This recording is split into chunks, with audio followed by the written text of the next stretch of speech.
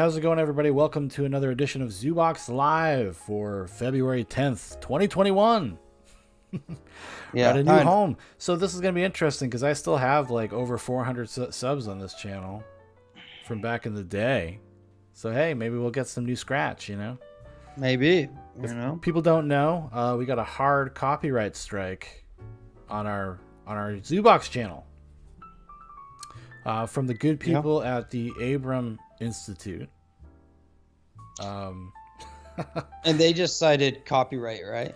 Yeah, they have like a disclaimer on their thing, which is basically for people not to re-upload stuff without permission. Like that's the gist of it. And I was like, well, that doesn't really pertain to what this is. This is a separate thing. It's it's Section 107 of the Copyright Act of 1976. This basically protects things like commentary, review, parody, satire. Like it all falls under 107. Mm-hmm. And they have not gotten back to me. Yeah, they got back to me pretty quick on the first one because I was just like, yo, you know, can we resolve this just through email, just to ourselves? Because YouTube recommends that you try to just resolve it with the claimant. Mm-hmm. Yeah. And their answer was basically no. They said we need to protect our copyright, so we're not gonna lift the strike. So I was like, oh. So I wrote him a second email, and I kind of just laid out the case as well as I could. And I'm just like, listen, you are clearly in violation of the terms of service for YouTube by making a false claim. This could negatively affect you, and I'm not trying to do that. So just lift the claim, just lift the strike. That's all I'm asking. Not asking for anything special or. It's pretty weird that they can just arbitrarily strike something without YouTube. You know what I mean? Like, why? Well, I think if I kick it further, back, it'll go under manual review on YouTube.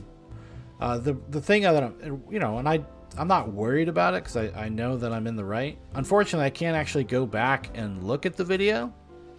Mm-hmm. So I can't even see, you know, did I not talk long enough or whatever? Well, I mean, I just don't know how people get away with watching like news segments or. No, that's what like it's wild. That's what it's for. YouTube is just notoriously just unmodulated, right? Because there's so many people making so many claims. There's just impossible every day. It's impossible to keep up with it all. So, but what would be the negative thing of doing a manual review then? Like that's on them. No, because they could, if they wanted to, be extra litigious, and I don't know what kind of resources they have. They could just try to take me to court. For what? Copyright infringement.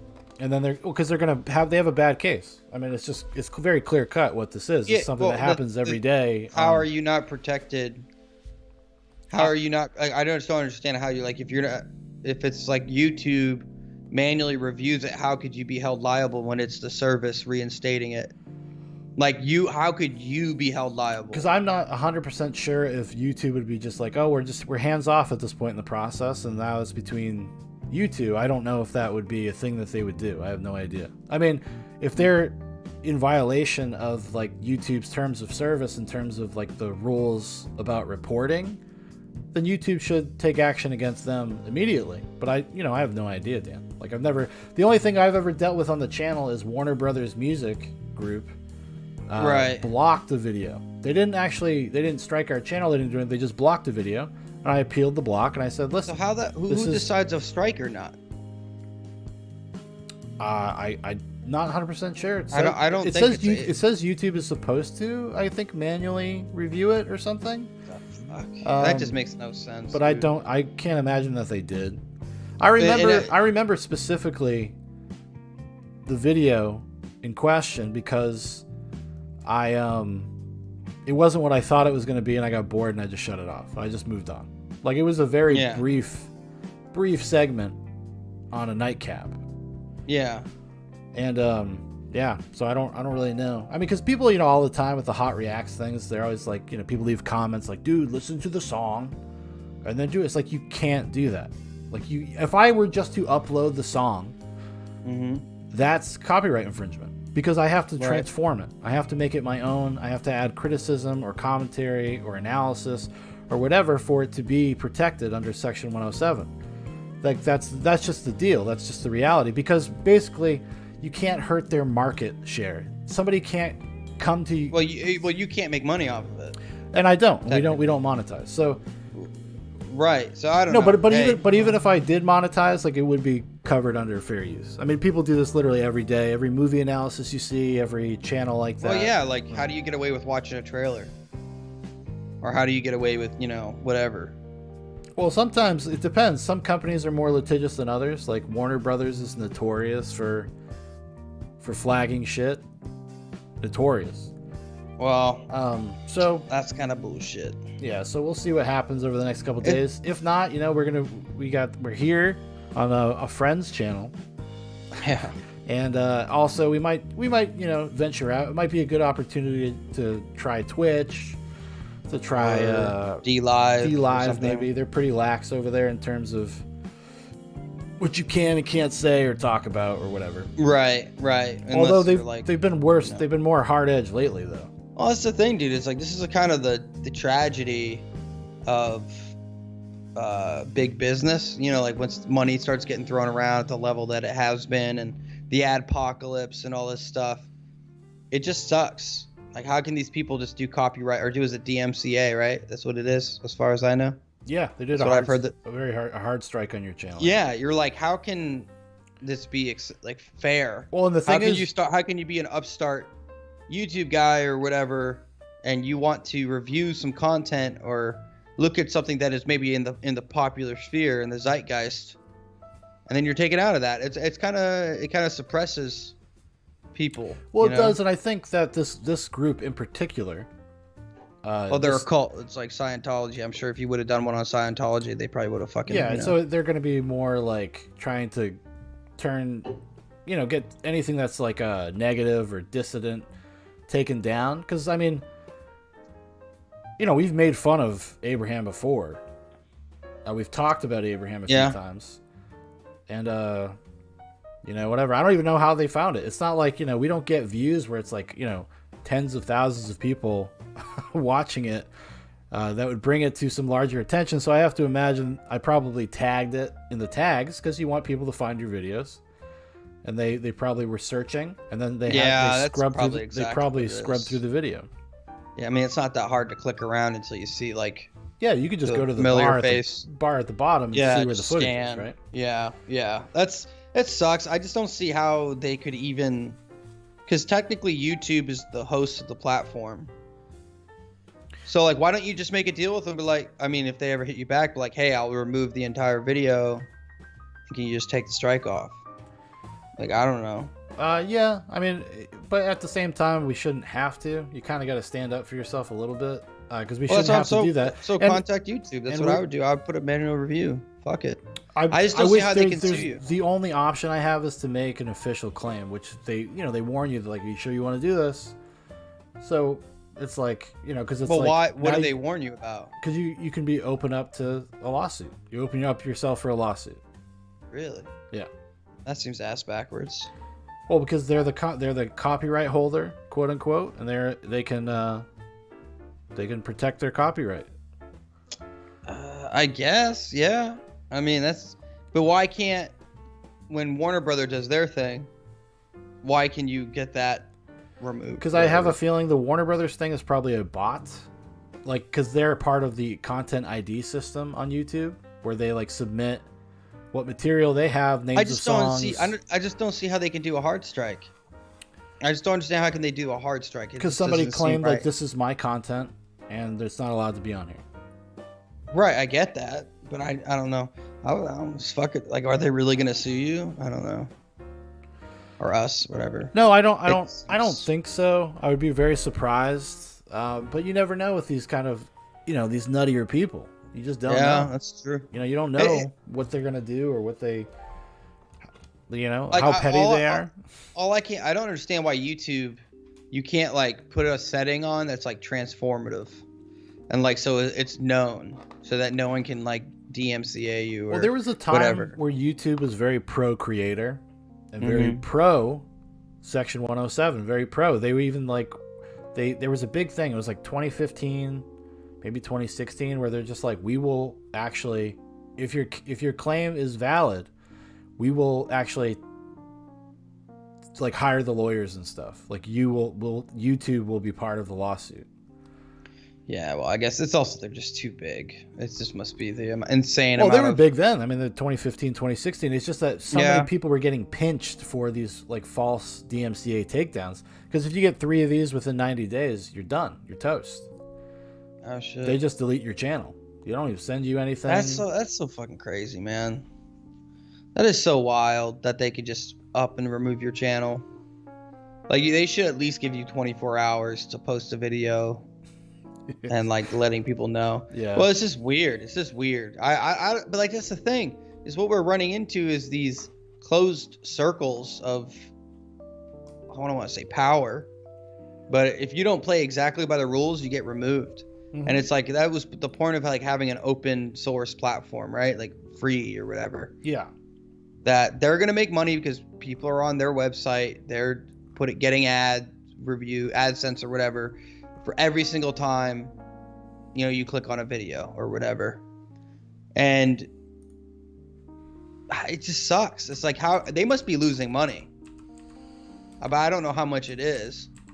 I don't know. But they got to be losing money just based off of if they're continuing pushing volume off their stuff and you're only having commercialized product. So like the new Mouthy Buddha video got put up today and I haven't watched it. Ooh. Yeah, it just came out. There's a couple I think I haven't seen. I'm pretty excited. I don't know if we could watch that on here. I mean, we probably could.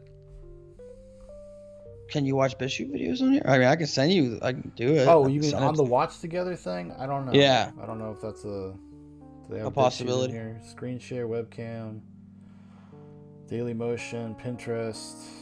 No, they don't have BitChute on here. Wow, it's kind of shocking. It just sucks though, because like someone like Mouthy Buddha is like whether or not it's true, and this is the whole point of like just what I've been watching a little bit of the impeachment trial. Not like I'm not that interested. It's not as interesting as the first one. Yeah. This is pretty clearly ridiculous. I know one senator did vote in favor. One senator more voted in favor of moving forward with the trial. So it went from 45 to 55 to 44 to 56, I think. Yeah. And the guy's reason is like, oh, well, they made a better argument. I'm an impartial juror. And I'm like, what the fuck does that even mean? Like, you're impartial, but you're saying based off of like, you're telling me that they made quote unquote a better argument when this whole thing is unconstitutional. So. Well, that's the argument. I mean, they're trying to say it's not, and they're referring back to, as far as I understand, like old, English common law. That was one of the arguments they made, I believe. I guess. I have no idea. I mean, as far as I know, it just seems like a wash. So we'll see. I don't know if they're calling, but they've been using manipulated media, manipulated footage, and tailoring it, like using stuff that it's not like they're not showing like a complete sequence of events. They're of course just kind of pulling from all different times and all different areas, and they're like highly edited video. And I'm not gonna lie, Trump's lawyers really sounded bad. Like it was awful.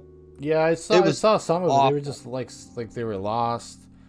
Well, I guess one guy wasn't supposed to be there that day or something, and it was the first guy, the guy that really fucked it up. I mean, like they didn't even know what, like how. Okay, like you're a lawyer, you're telling me you can't bullshit. Like I'm not trying to like say, you know what I mean? Like you can't get up there and like just talk. Well, you think they would have a better handle on the essence well, of these the guys are argument. new though. These guys are new because other Trump lawyers left. They Yeah. left. They dipped. Yeah.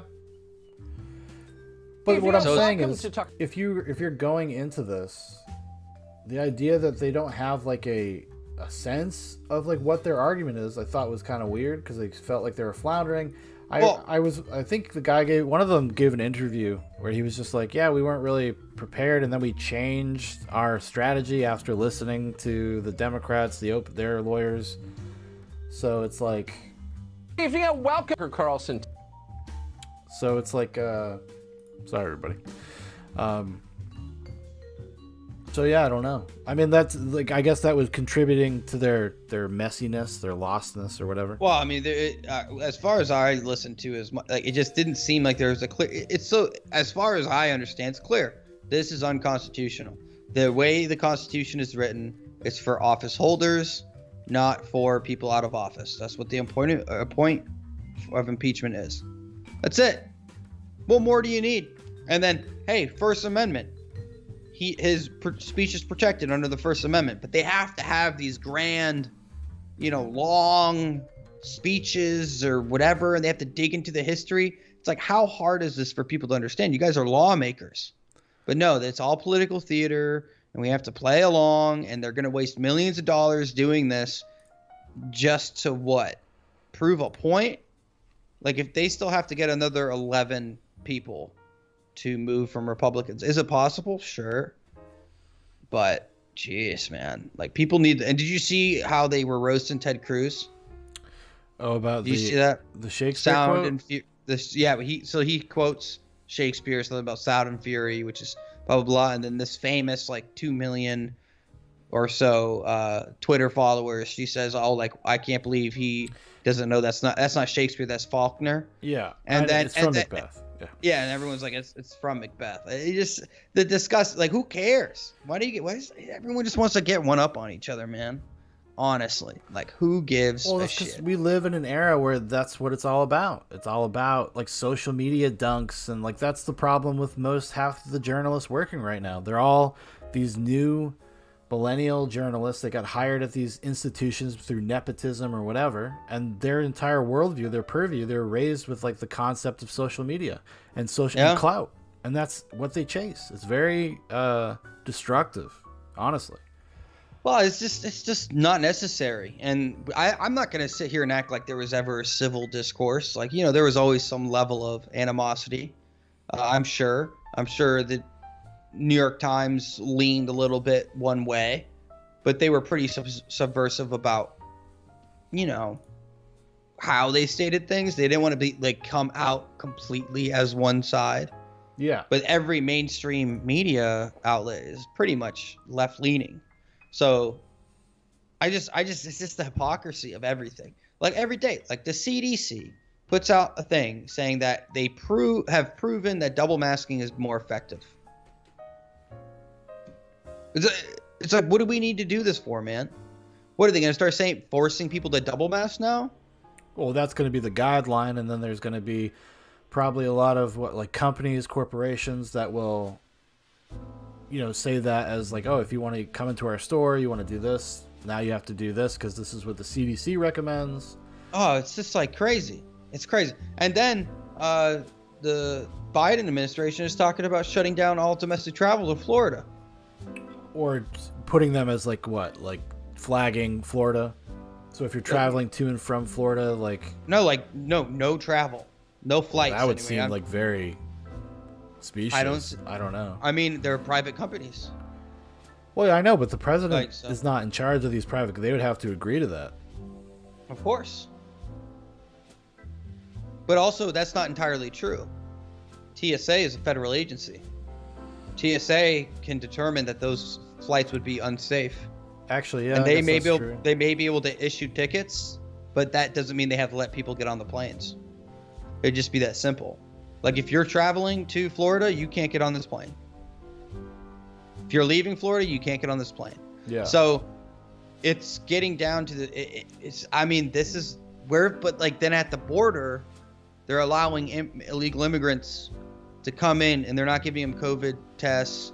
They're kind of just letting them be released. They're not deporting people that are violent offenders, whether sexual assault or, I don't know about up to murder, but it's definitely serious physical offenses. Assault, physical assault with a deadly weapon, DWI, hit and runs. None of that stuff will get you deported right now. So they're more concerned about the border being basically more or less open versus Florida because they have too much COVID, even though New York has got hit worse. Well, isn't Florida. All this it's kind of performative because a lot of this has to do with the weekend. not the singer. But Are you talking he was about this there. past weekend? Yeah, it's the Super Bowl. Yeah. I mean, like there was so many journalists like just throwing hissy fits. Like one lady even on the scene was like trying to get the cops to go do something about people not wearing their masks in a bar. Yeah. And basically the cop says like, oh well, we'll have to handle it after. Like, and this is the thing is people are probably gonna get fines. They're gonna do whatever. But you just had the boat parade today, where freaking Tom Brady got sloshed. Yeah, he got a little. Well, I wouldn't say he's sloshed, but he's definitely drunk. I mean, he had his. That guy wits was holding him up, escorting him. Oh, he was drunk as fuck. He was drunk. I didn't think of that. I didn't think of video. that. I didn't think. And I know exactly what you're talking about. I couldn't think of that. I didn't think of that. I was sitting there. I was like, oh, that's weird. It just didn't click that he was that drunk. Yeah, hold on. I'll bring it up. Oh man, he's definitely laying in bed regretting everything right now. You know what I mean? Yeah. Like that guy is fucking hurting. Yeah. Yeah. Let me see. Play this shit. We'll turn it down. I have to see if these lenses on. All right, here we go. I have to. Yeah. There he goes. Oh shit! That like looks like Ryan. Yes, actually it does. Yeah. Oh shit! He is hurting, pops. That is fucking hilarious, dude. Yeah. So, that is great. Hey, but did you see what he did with the Super Bowl trophy? No, what did he do? Oh, dude, to type in, let me look it up. Long story short, he was on a boat. Obviously, they're on the boat parade, and one of the other boats wanted it, and he hucks it. No. He hucks the trophy. Yes. Oh, onto the other boat. Yeah, he hucks it to them. I mean, yeah, it's dude, a good 15, 20 feet. He's probably drunk. Let me see if I can find this shit. This shit is pretty funny. Tom Brady throws. Yep, there it is. Tom Brady throws trophy. Oh, here it is. Oh, I have the video. I can show it. Yeah. Throw the trophy. He's throwing it. There's like a 39-second video I saw. I don't know if you saw that one, but it's pretty like. Yeah. You see him? He's getting ready. Let me see here. He's getting ready. Where is he? There he is. You see him? Orange. Look Orange. at this. That's it, dude. Look how far they are. Watch. Right here. Can't Right even here. see the boat. Well, Dan, he just won the Super Bowl as a quarterback. You know, if you can't trust him. That's got to be 15 feet. The balls. He's hammered, bro. Oh yeah, he's His out there daughter, having a good time. If you go back and you look at the daughter, she's like, no, like, please don't do that. Like, it's hilarious. And she's like, no. Because, I mean, dude, I don't know how deep that water is. Probably 30 feet. You know? Yeah. And after what Gronk did to the last one, I don't know if you heard what Gronk did. Did you hear what Gronk did with the last one that he had? It might have been 53. It could have been 51. So, like, you know, because that's hollow, obviously. I mean, you could tell. It's fairly light. It's aluminum or something.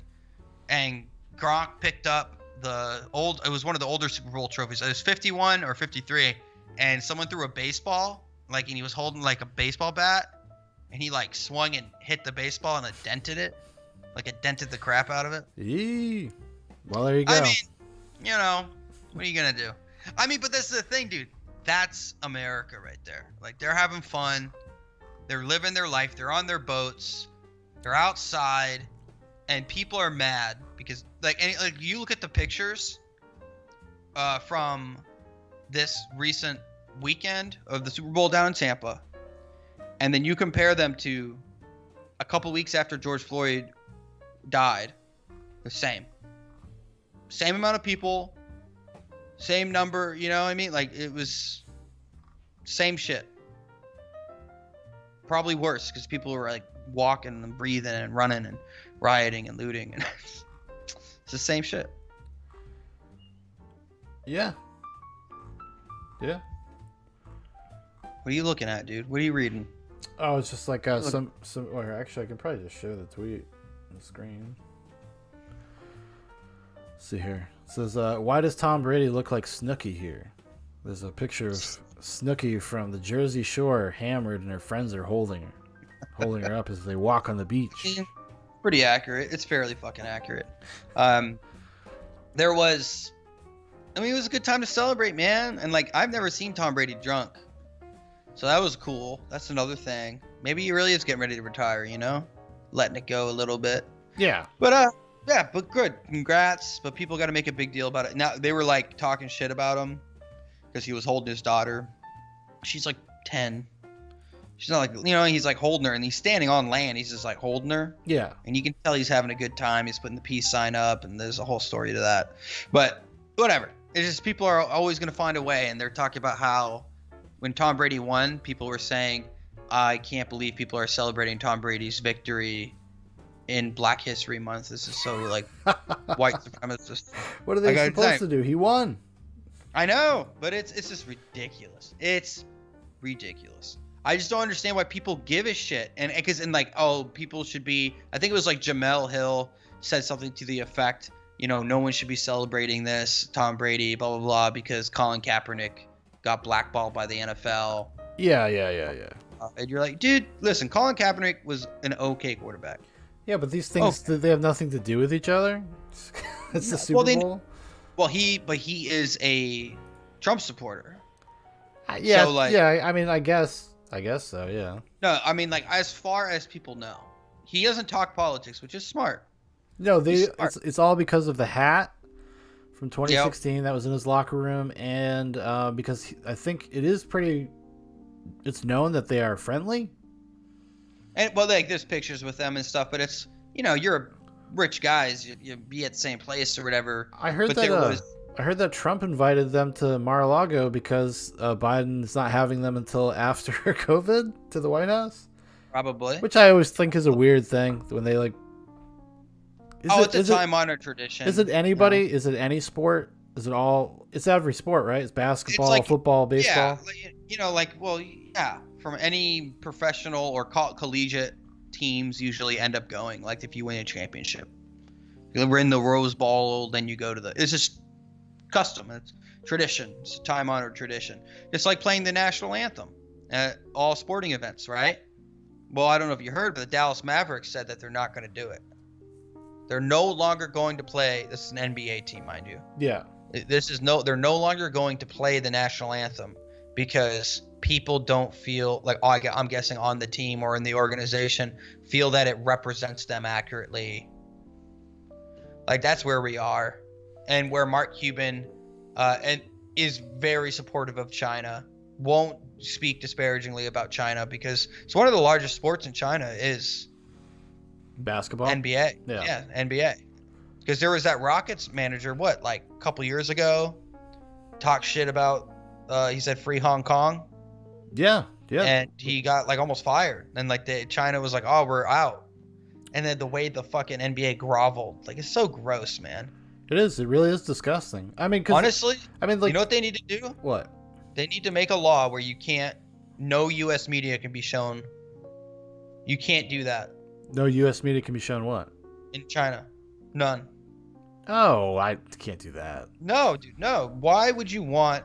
You can't blame the people, dude. Some people just like it's not basketball. About the people, but Sean, when the CCP is controlling narratives in film, or that they are blatantly hiding John Boyega because of the color of his skin, which is outright racism. It's just blatant, true racism, discrimination, whatever you want to call it. Or they're filming in China for Mulan near Uyghur camps where millions of people are, and they thank the CCP. Yeah, but who's responsible for that? Disney. No, the companies are and the teams are. It's that's on them. But that's what I'm saying. I don't know. You should make that. You should not be a U.S. company aiding the CCP. Well, because you're pushing their narrative and their message. Yeah, or you could. I don't know. You could maybe do something about fining them for engaging in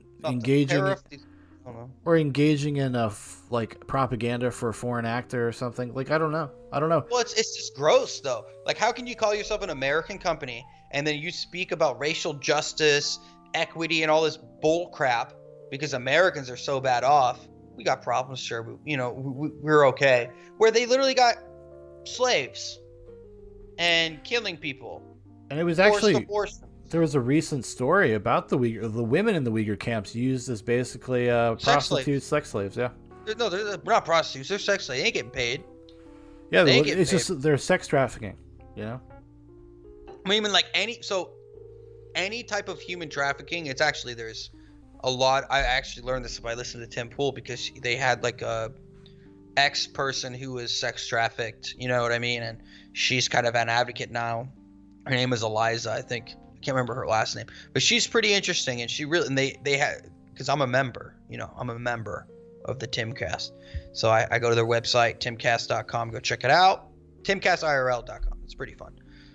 But they get into it, and it's insane the amount of people trafficked in the world. Whether it's sex traffic, because human trafficking also includes like imagery. You know what I mean? Like, so if you steal someone's, like when they had all those leaks from like the celeb stuff. Yeah. You know what I mean? Like Yeah. that's human trafficking. That still counts. Just be a form of it, right? Yeah, it's like some form because they still count that. So like it's obviously happening all over the world, but China is one of the worst in the world next to, I guess, like Africa and some places in the Middle East. Like it's so bad. I mean, these people they have to put nets around their buildings so so people don't commit suicide. Yeah, of course. Yeah. No, it's on, not man. good. And we support it. And Apple and Nike and all these companies, it just goes, cheap labor in itself should be illegal. Cheap labor should be illegal. What do you mean, like American companies going to? You can't outsource into other and where they're paid slave wages. Yeah, I mean, granted, you shouldn't. I think that is more or less on the American public to do the right thing. Oh yeah, but then all the prices will go up.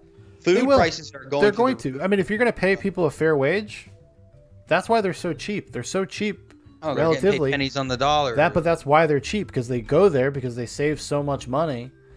And John, it's cheaper for them to ship them parts or whatever, like ship them shit and then have them ship it back.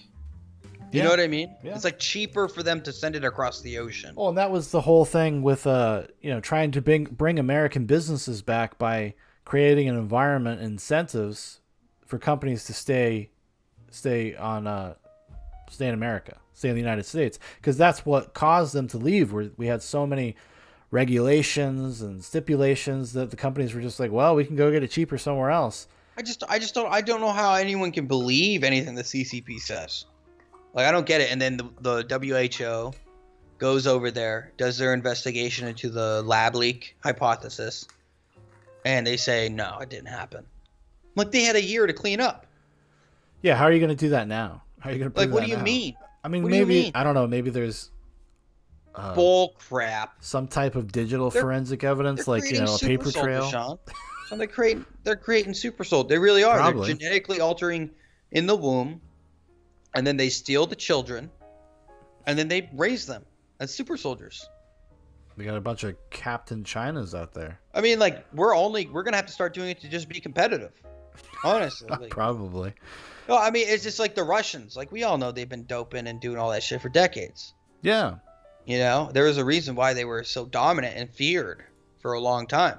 They had that edge. And then America started doing it, and everybody knew what was going on. We all knew. Dude. You saw Tour de Pharmacy. We all knew.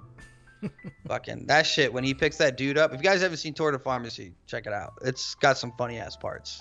The ending, the latter half is not as good as the first half. Yeah, but that it's, first half is great. It's basically like Andy Samberg and his friends. They've done a couple. The first one was 7 Days in Hell with Shia LaBeouf about the tennis player's name? McEnany? McEnany or whatever?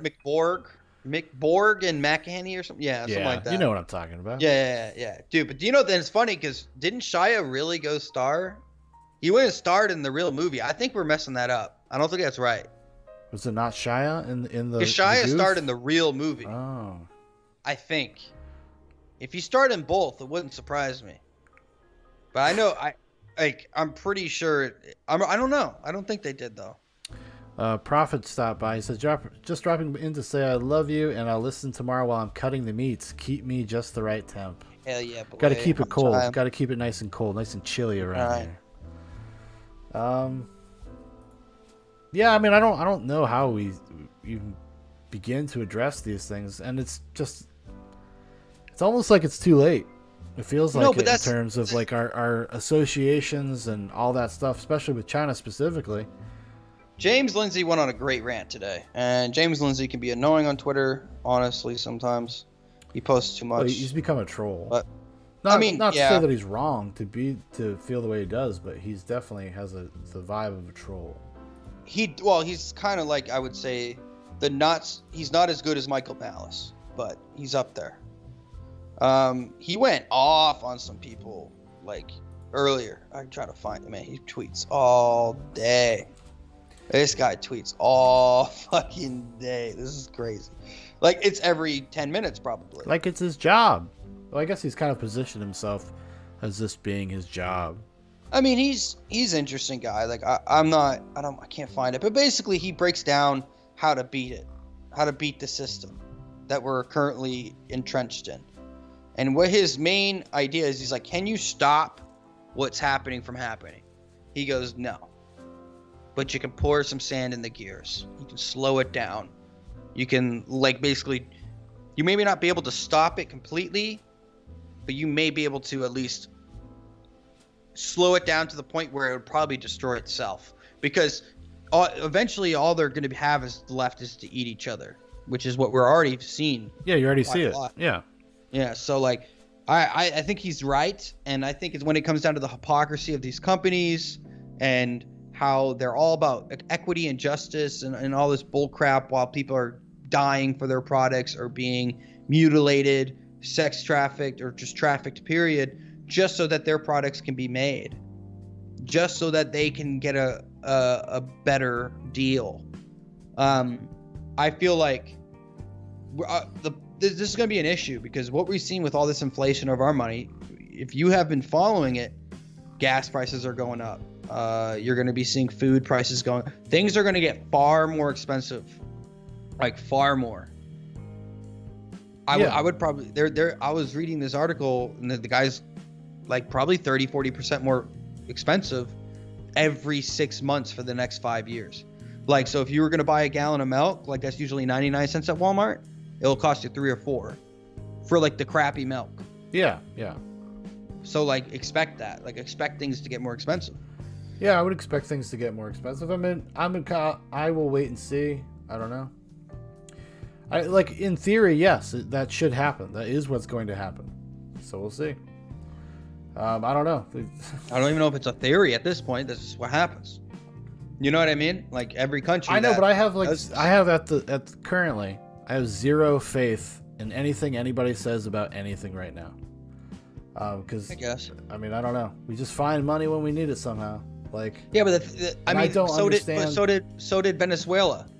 So look at them. I don't know if we're quite there yet. So did Russia, back when they had their what's it called? Their starvation or whatever. What's that called? When you Holodomor? Well, yeah, when you can't eat and shit. I don't know I can't. What happened to the famine? They had famine. Yeah. And money was worthless. Yeah. And that was in Germany also because too. they killed the farmers. Yeah, it happens all over. And is that they're acting like it's not possible to happen in modern times, but it's happening all over the world right now. It's literally happening.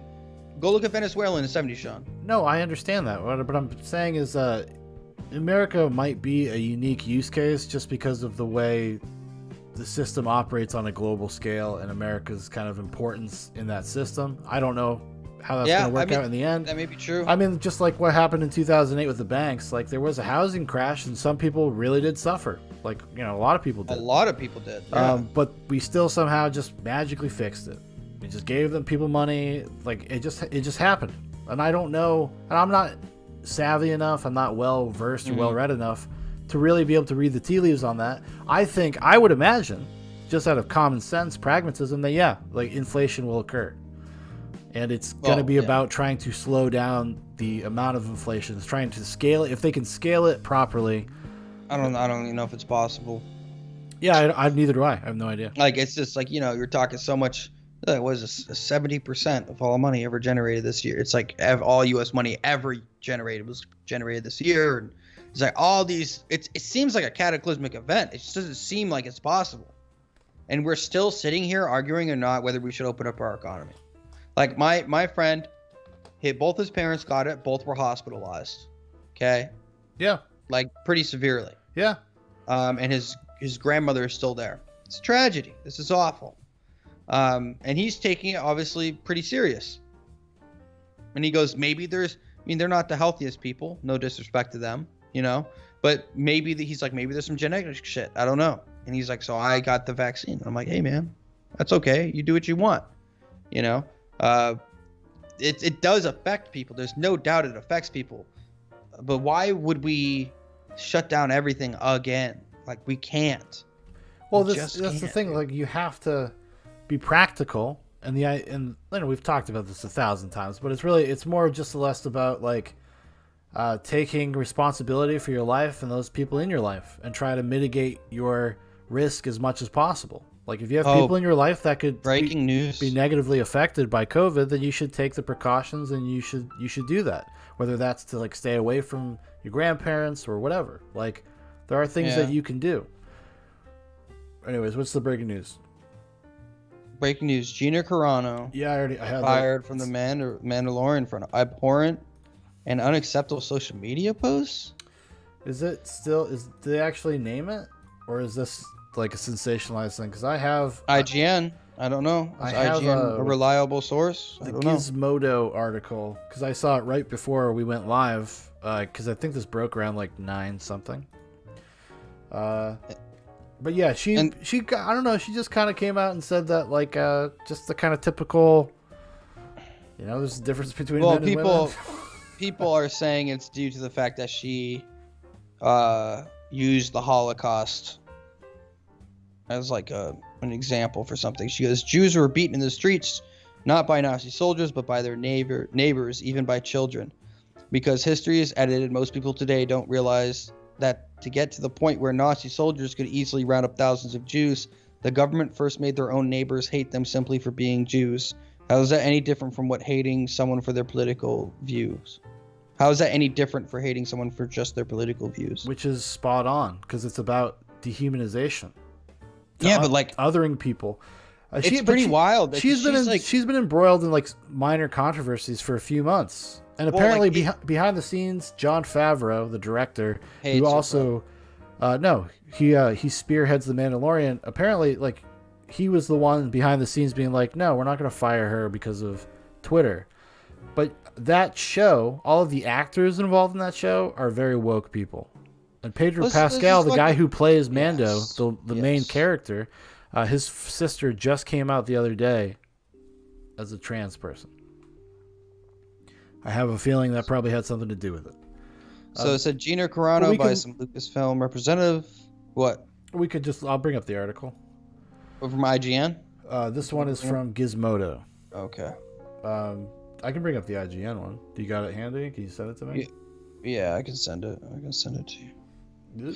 It's pretty wild. It's just kind of gross and abhorrent. Like what? Like who determines what is abhorrent or not? Like these people, and like I've follow her on Twitter, and I follow her, and I think one of the final straws though is like on Twitter she posted a picture of her dollar bill over like a person's mouth, like taped. Yeah, because I think she's also been pretty vocal about free speech. Like she's definitely a Trump supporter, like 100%. I have no idea.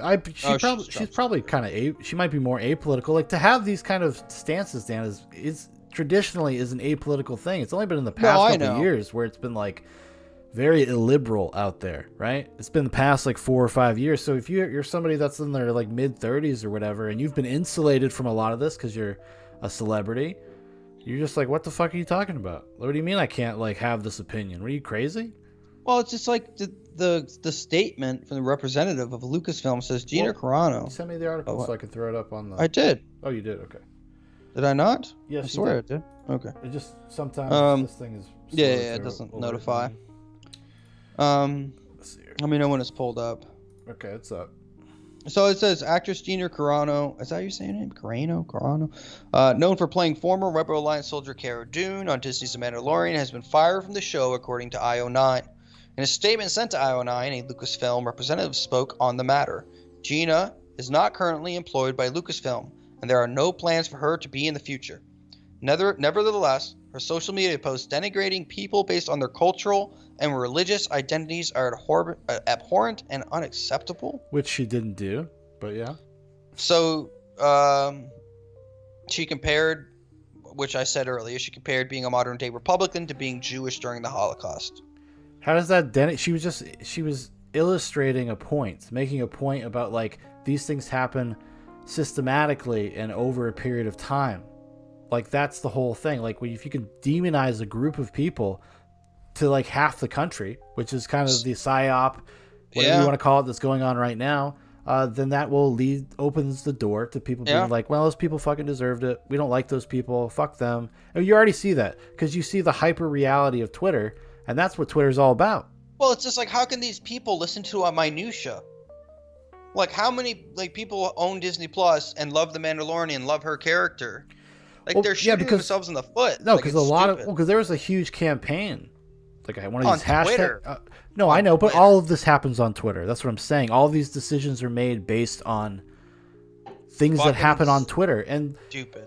So there was like hashtag Save Cara Dune was the thing. That's the character. Well, there's hashtag Fire Gina Carano, and there was. Then there was like hashtag Save Cara Dune. Yeah. Well, I guess sources tell Hollywood Reporter that Lucasfilm planned on announcing in December that Carano would star in her own Star Wars series. Those plans were scraped after Carano's November tweets, and according to the source, they have been looking for a reason to fire her for 2 months, and today was the final straw. Mm-hmm. She's been vocally against the use of masks in public spaces, obviously doing this year, insinuating voter fraud conspiracies in the 2020 presidential election, which I don't know how honest that could be. So, I mean, it's honestly, though, like, I really hope Mandalorian fails. I do. Yeah, I never really gave a shit about it, and but I did watch it, but I won't bother again. And I don't even, listen, Gina Carano is not a good actress or anything like that, but whatever. She's okay in the show. Her character's fine. No, she's fine. She's fine, dude. Like I used to be a fan of hers when she was in the UFC, and she's gotten real tick, boy. I mean, she's kind of been. She got on the movie thing pretty early. She was Deadpool but years before that, she starred in her own movie. Steven Soderbergh, director of some note, directed an action movie called Haywire. Oh, shit. Michael Fassbender, Ian McGregor, Gina Carano. Wow. But she was such a bad actress, they actually had somebody dub her lines. Damn. But her physicality, but she kicks ass.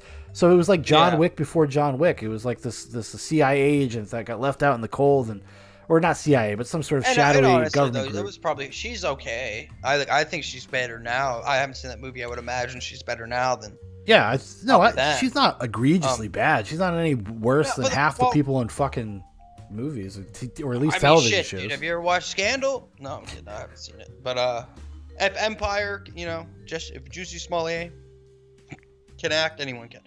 No, but I have a real sneaking suspicion that they just didn't like her. Jon Favreau probably got fucking. I think he's Jewish. Favreau, I think he's Italian. He's Italian. Is he Jewish? Italian? I don't know. He could be both. He has really curly hair, so I was always. Well, that's Italian.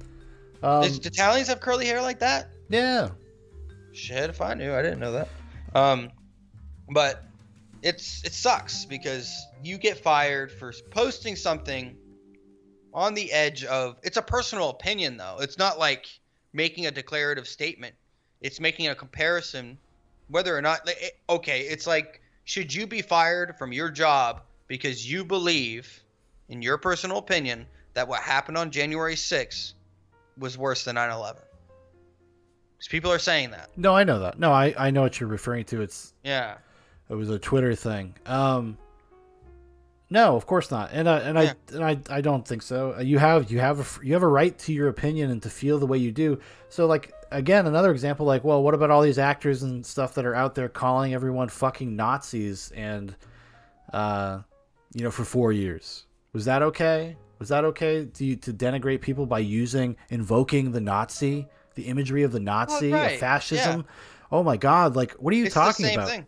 But at least she made a point. She's right. She just illustrated a point. It is a perfect example of how you systematically get people to demonize people and to other them, so that when they take fascist or authoritarian action against them, you don't care. That's the whole point. What's the Stephen L. Miller on Twitter here? He's got a good tweet about this that kind of just like sums it up. As long as Disney caters to China's human rights abuses and literal concentration camps for money, pretty much any excuse they use to fire an actor over offensive social media posts is beyond ridiculous. It's that simple. And everyone retweeting this in agreement will subscribe to Disney Plus. You're also the problem. Fair enough. I mean, shit. Fucking people are showing. It said, like, it shows Chris Pratt. Like the young black kid. He's like looking like this, like looking around. Yeah. You know what I mean? Well, they're Chris trying to Pratt go watching Gina Carano getting fired from Disney. Well, because they're trying to go after him again. Like just the other day, because his brother's a cop. His brother was like a sheriff or something. Yeah. And he's worn the hat. His brother has made posts that people find disagreeable. Obviously, back the blue type stuff. Disney cancel Disney Plus is trending. Oh, there's definitely going to be a large contingent of people that will be mad about this. I don't know if it's really going to affect their bottom line in a larger sense. You might lose 50,000 subs. You can't go see fucking movies, Sean. I can, dog. I go see movies all the time. You know what I mean. You can't go see movies in theaters at the scale like we're talking about with Sony or HBO, excuse me. And they're putting all these movies on there, and they're trying to grow this, and they know they're going to take billions of dollars of losses, basically what you said, right? Like, it's going to take them a while to rebuild this. Yeah, for long-term games. What Dan's talking about is that HBO Max is putting everything day and date on HBO Max and also in theaters. Right. They know they're going to lose a lot of money, and they're looking at it as long-term, because every one of these high-profile movies that ends on their service will gain them subscribers, and then you get just people that forget to cancel or whatever, Yep. Well, I mean, and it's, I'm disappointed in American businesses. I'm disappointed in the quote-unquote America was founded on a few principles. I think everyone could, freedom, like founded the America, not coming to North America, but founded. Our country was founded on individuality and the right to have your own perspective, at least. And this was not a democracy. This was a republic. Like, people don't understand the basic fundamental rules. Like, some people couldn't even vote. So like in Massachusetts, for example, you could not vote in Massachusetts if you were Catholic. Did you know that? No, I didn't. No. Yeah. Actually, I think I did. Yeah, I did. This was obviously way back in the day. Yeah. But yeah, because the states were able to make their own laws, and then the constitutions, you would have basically state religion, and they would right. They would say, if you want to live here, you want to live in Massachusetts, well, you're a Protestant. We're Protestants here.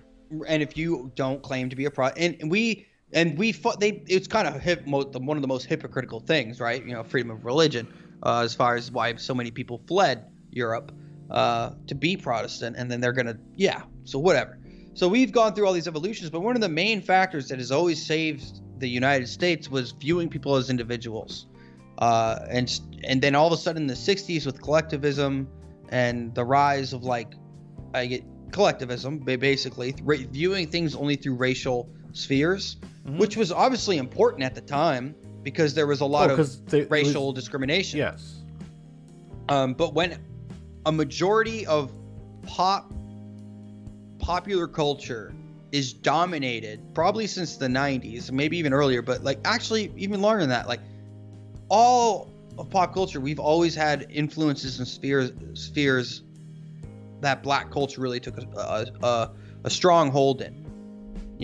Maybe there was time where it was whitewashed, like Elvis, right, stealing songs from black people and so on and so forth. But they all did that to each other back then. Just, it is what it is.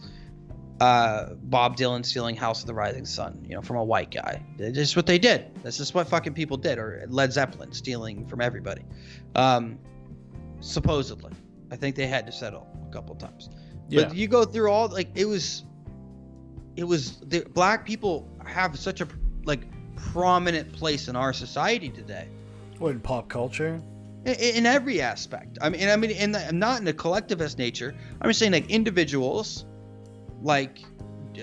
sports are dominated by African Americans in almost every sport. And that's great because they should be there if they're the best. Like, I don't care. Do you think I give a shit watching the Patriots if the entire team is black? Okay, I'll be honest. As a white guy, it's pretty sick to see Julian Adam catch a ball. Okay? You know, like, it's nice. It feels all right. You know, you're like, yes, like, we got one. And it's cool because it's rare, because in the NFL, it is a minority.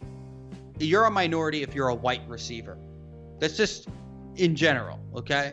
Or a white key figure player. And then you look at the other side, well, there's a lot of white quarterbacks that dominated the role, blah, blah, blah. But now you got Russell Wilson, you got Cam Newton, you got Patrick Mahomes. Back in the day, you had Warren Moon. You had all these racially diverse groups of people, but you don't hear people bitching about Asians not playing in football. No. You know what I mean? You don't hear people bitching there's not enough Asian quarterbacks. Like when Roger Goodell, just put it on, this is true. He said, because there was, I think, 3 new head coach hires and none of them were black, if I'm not mistaken. And he was extremely disappointed. I know, yes. And you're like, bro. Well, the president said something man? about it. Biden said something about it. Yeah, and they also said the Capitol Police were racist. Well, didn't Biden say, he's just like, they're out there, you just got to go out and look. Like, you do the right thing or something like that. I don't doubt for a fucking second that there are amazing black coaches that could probably be at that level.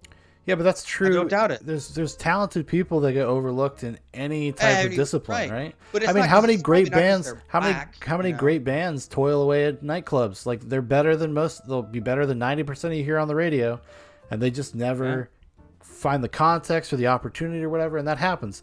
I mean, obviously, this is something that over time, in terms of, like, you know, a sense of equality, whatever, it does even itself out. It just happens naturally.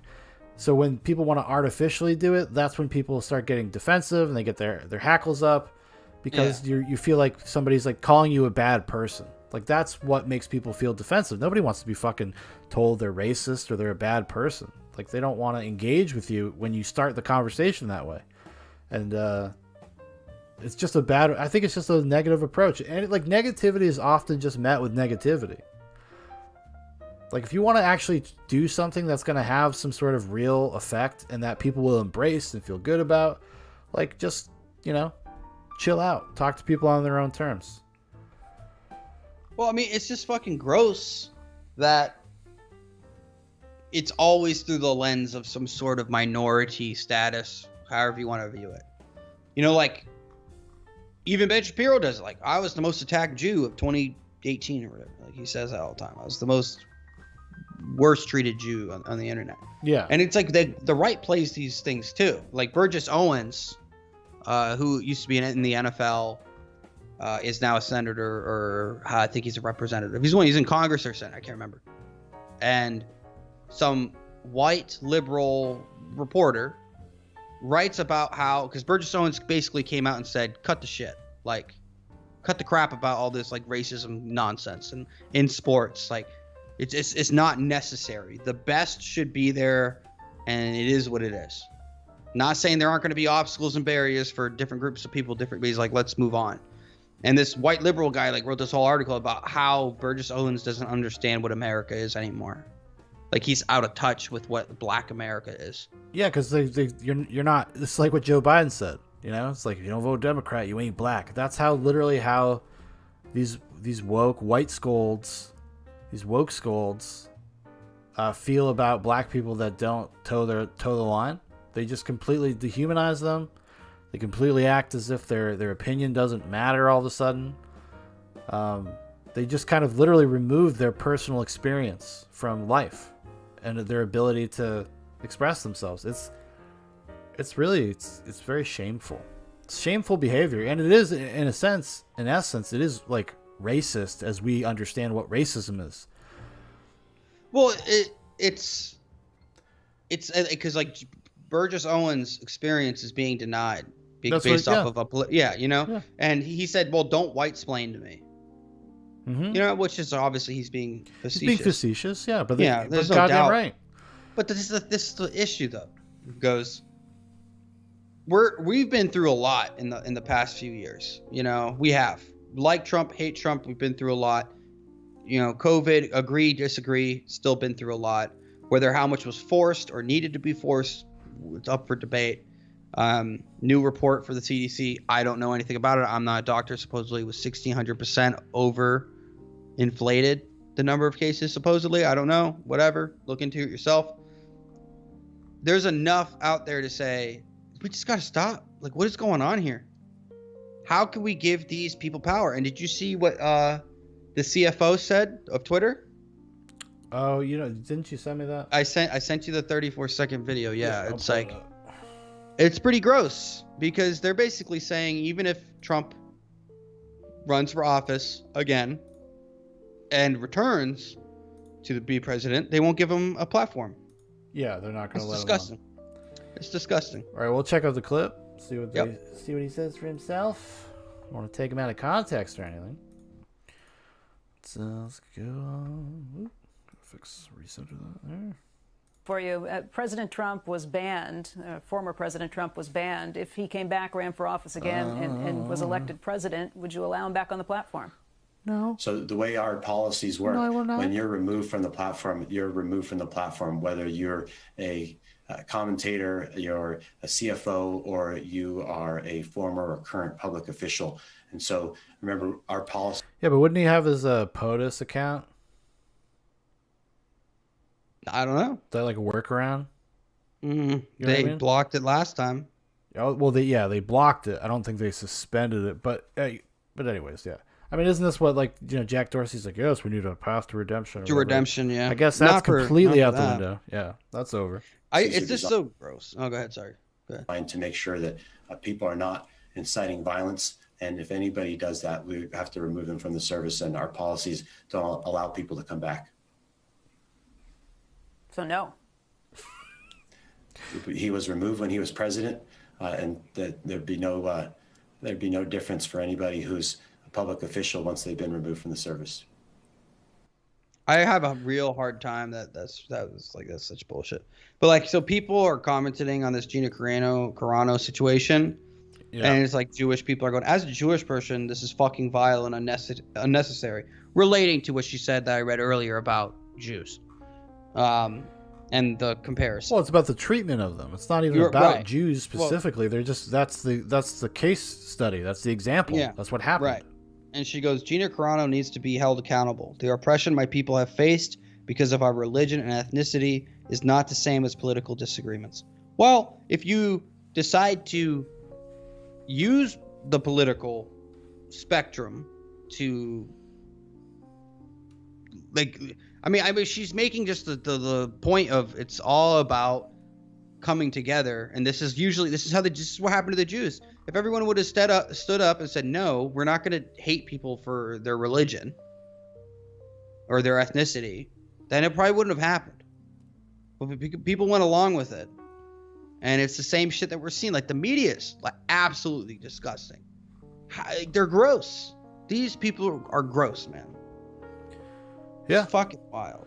And not only, and the media is already conspiring to bury the story because they released that Gina Carano thing around 9, a little after 9, and then about an hour later they released Pedro Pascal, who plays Mandalorian, was cast as Joel in the live action The Last of Us. So they're trying to have they're literally trying to have a counter story, a counter narrative. It just blows my if people support companies that have backbone. They do. If there's one thing, you saw it with Goya, the bean company. And people started doing it because they would not give in. Red Bull completely disbanded their diversity section because they were talking about how white supremacy. And he's like, we make fucking Red Bull. What are you talking about? Yeah. So he fired everyone in that team. And then he fired the people that hired him. He's like, you're wasting my fucking money. We sell Red Bull, for God's sakes. It's why do we have to worry about diversity? We're fucking Red Bull. So it's fair. I just don't even know what to say anymore. What it's kind of like when people talk about Tom Brady winning his 7th Super Bowl. What more is there to say? What more? What are you going to fucking... Yeah. Greatest of all time, yeah. Agreed. That's it. Like, you know, like I just don't. I don't like, even watch seriously, football. Greatest of all time. It's boring. Like this week, after the thing, it was cool for like a few interviews when you see people talking about it, and after that, it's like, yeah, what? Like it's over. Like he did it.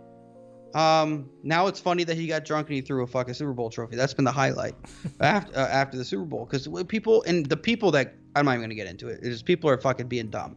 Obviously, you always have these negative Nancy's like Rob Parker. But when you look at this, it's the same situation over and over again, and these fucking multi-billion-dollar corporations just give in. But the problem is that, and what I think Gina Carano was basically alluding to, is fuck them. If you don't show up to those games, whether it's virtually through the television or in person, they're going to change what they do. Like they just will. What do you mean? You know what I mean? What do you mean? Well, it's like, okay, let's say you don't like what the Dallas Mavericks are doing and you're from Dallas. And everyone in Dallas says, fuck that, we're not going. And they lose 50% of, let's just say everything's normal. Yeah, it requires a giant collective effort, honestly, to get, because you got to hurt their pocketbooks. You got to hit that shit. Well, because Twitter is not real. People are hashtagging and trending, but people aren't canceling their shit. Twitter is literally the Matrix. It's the fucking simulation. Well, it's like that's John, what it is. I'm going to tell you right now. I guarantee you more people will get rid of Disney Plus out of spite because of something like this than coming out and saying, we don't view her statements like they're not representative of Disney.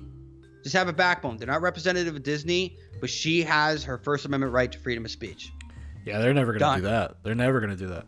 But done. You know what's the sad thing? This is the sad reality, though, Dan, is that people have more loyalty to IPs, to franchises, than they do to the fucking to the concepts that the country was founded on.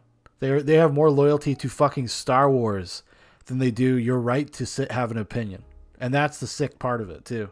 Well, I mean, that's the real sickness. If you want to talk about the sickness and the falling apart of the country, it's shit like that where you're just like, fuck. Well, this is the problem. How can someone like Gina Carano, please, whatever, Carano, Kamala, Carano, you know what I mean? Yeah, whatever. Let's say Gina.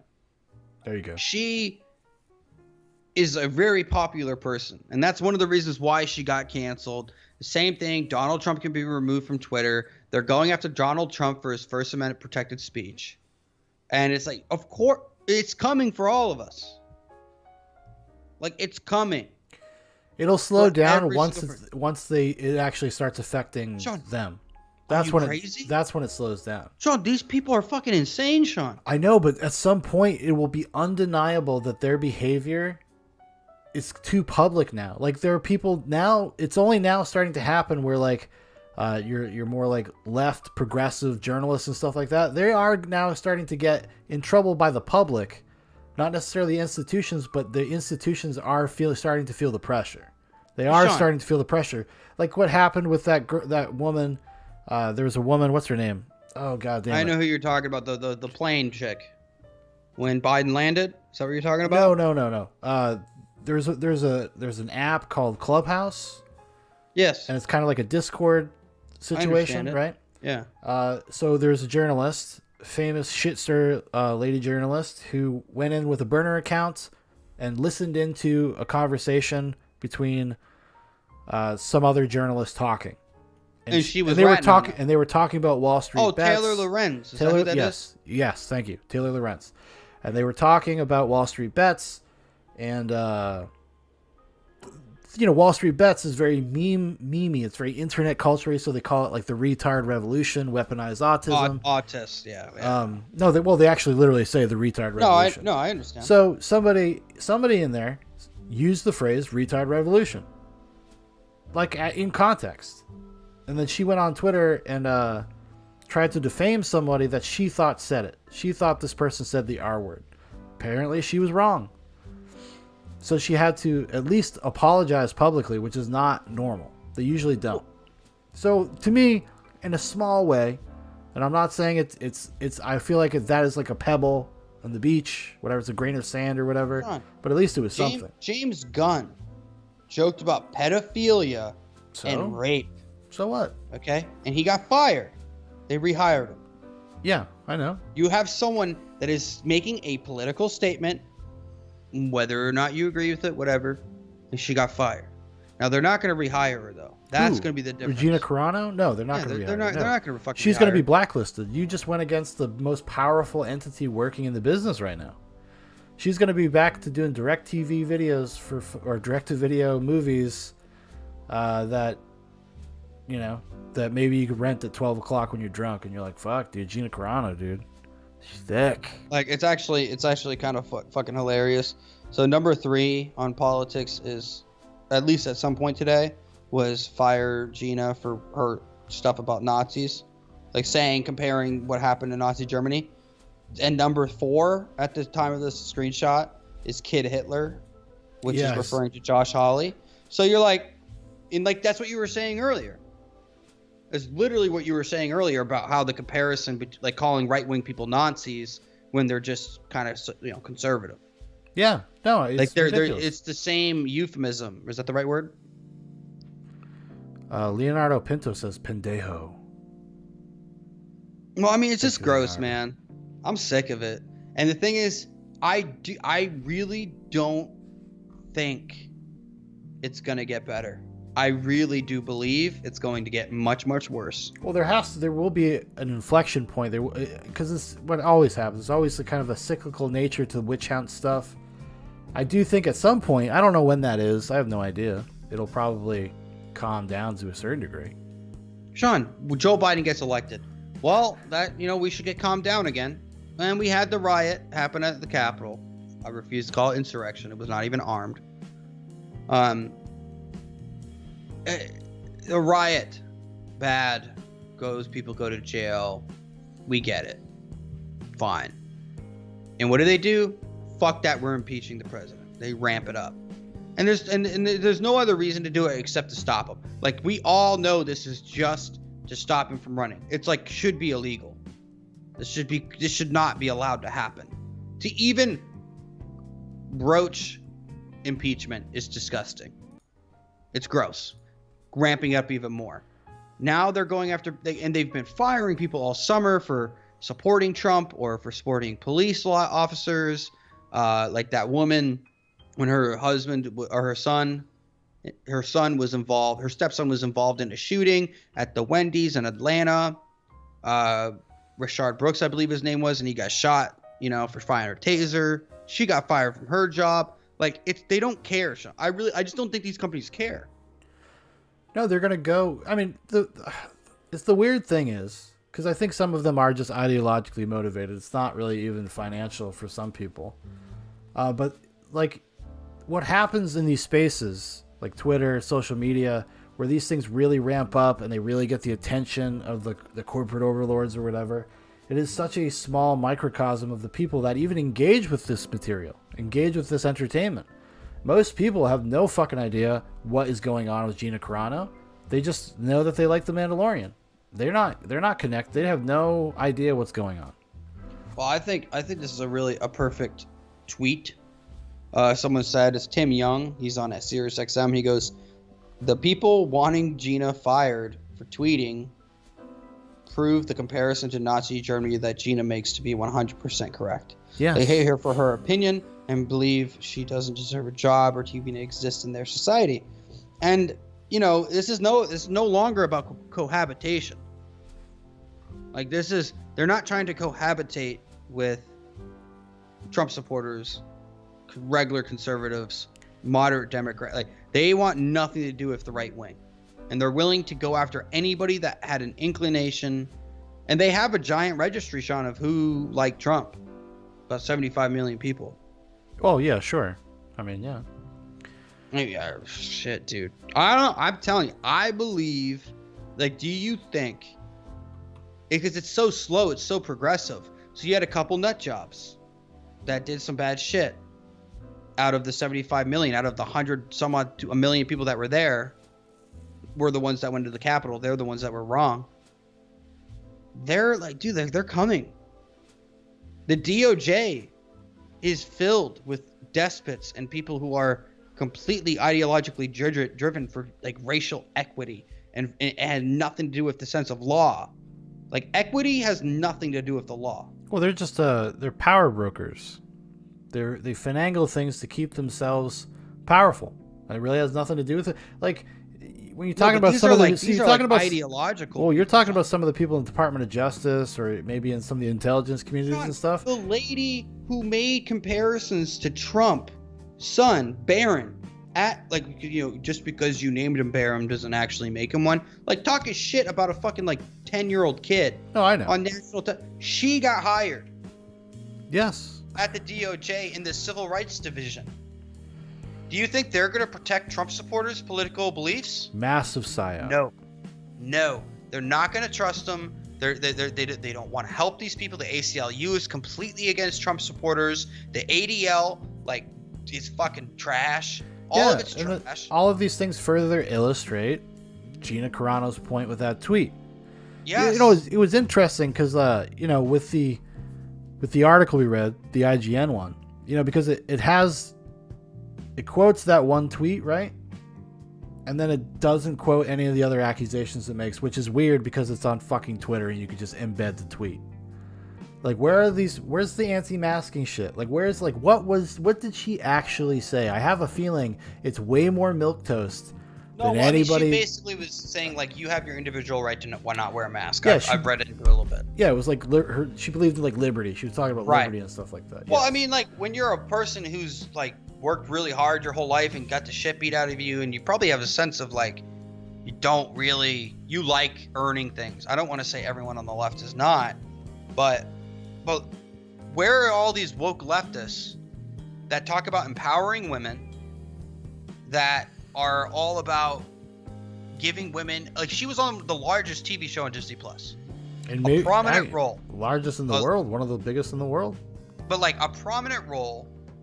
But she just didn't have your same ideological perspective. It's the same thing we were talking about that guy, the Burgess dude, right? Like, it's as soon as you are inconvenient or you say something they don't like, they completely remove that part of your identity because you don't get to use it. You don't get to have that opinion. You don't get to feel that way. And now the fact that you're a woman or you're black or you're Chinese or whatever, like, suddenly it doesn't matter. Well, what did they say? I think it was the Times or New York Times, one of the major publications, Washington Post, describing people who voted for Trump that were minorities as viewing it as multiracial whiteness. I know. You're like, this is beyond. It's just the modern way of calling somebody an Uncle Tom or whatever. Like, but that's the worst part, because they will take this identity thing. Usually that's used as a shield or a cudgel to protect them from criticism for their opinions, right? A lot of people will use, like, kind of these immutable characteristics as something to defend themselves in that way. Like, well, I'm a woman, so this is why I can say this, or I'm black, so I can say this. They'll use that, they take it, and they weaponize it against them. Oh, Gina might go on Tim Pool's podcast. Fuck yeah, she should, dude. That would be epic. And then he marries her. Yeah, she gets him they wrestle after the show. Yeah, and he, like, puts oil on his head. He has, like, a sweatband. Just, like... He's getting ready to go. He's got a skateboard, like, in his one hand. He low crawls over to her, sliding, slipping. Does a Healy kickflip 360 on her. He's just right naked, on her, right on her clit. Naked, covered in baby oil, sliding down the skate ramp. Yes. Directly into her vagina. Yes. That's the image. He's dropping in. Oh yes. Like, he goes head first. Like, that'd be awesome.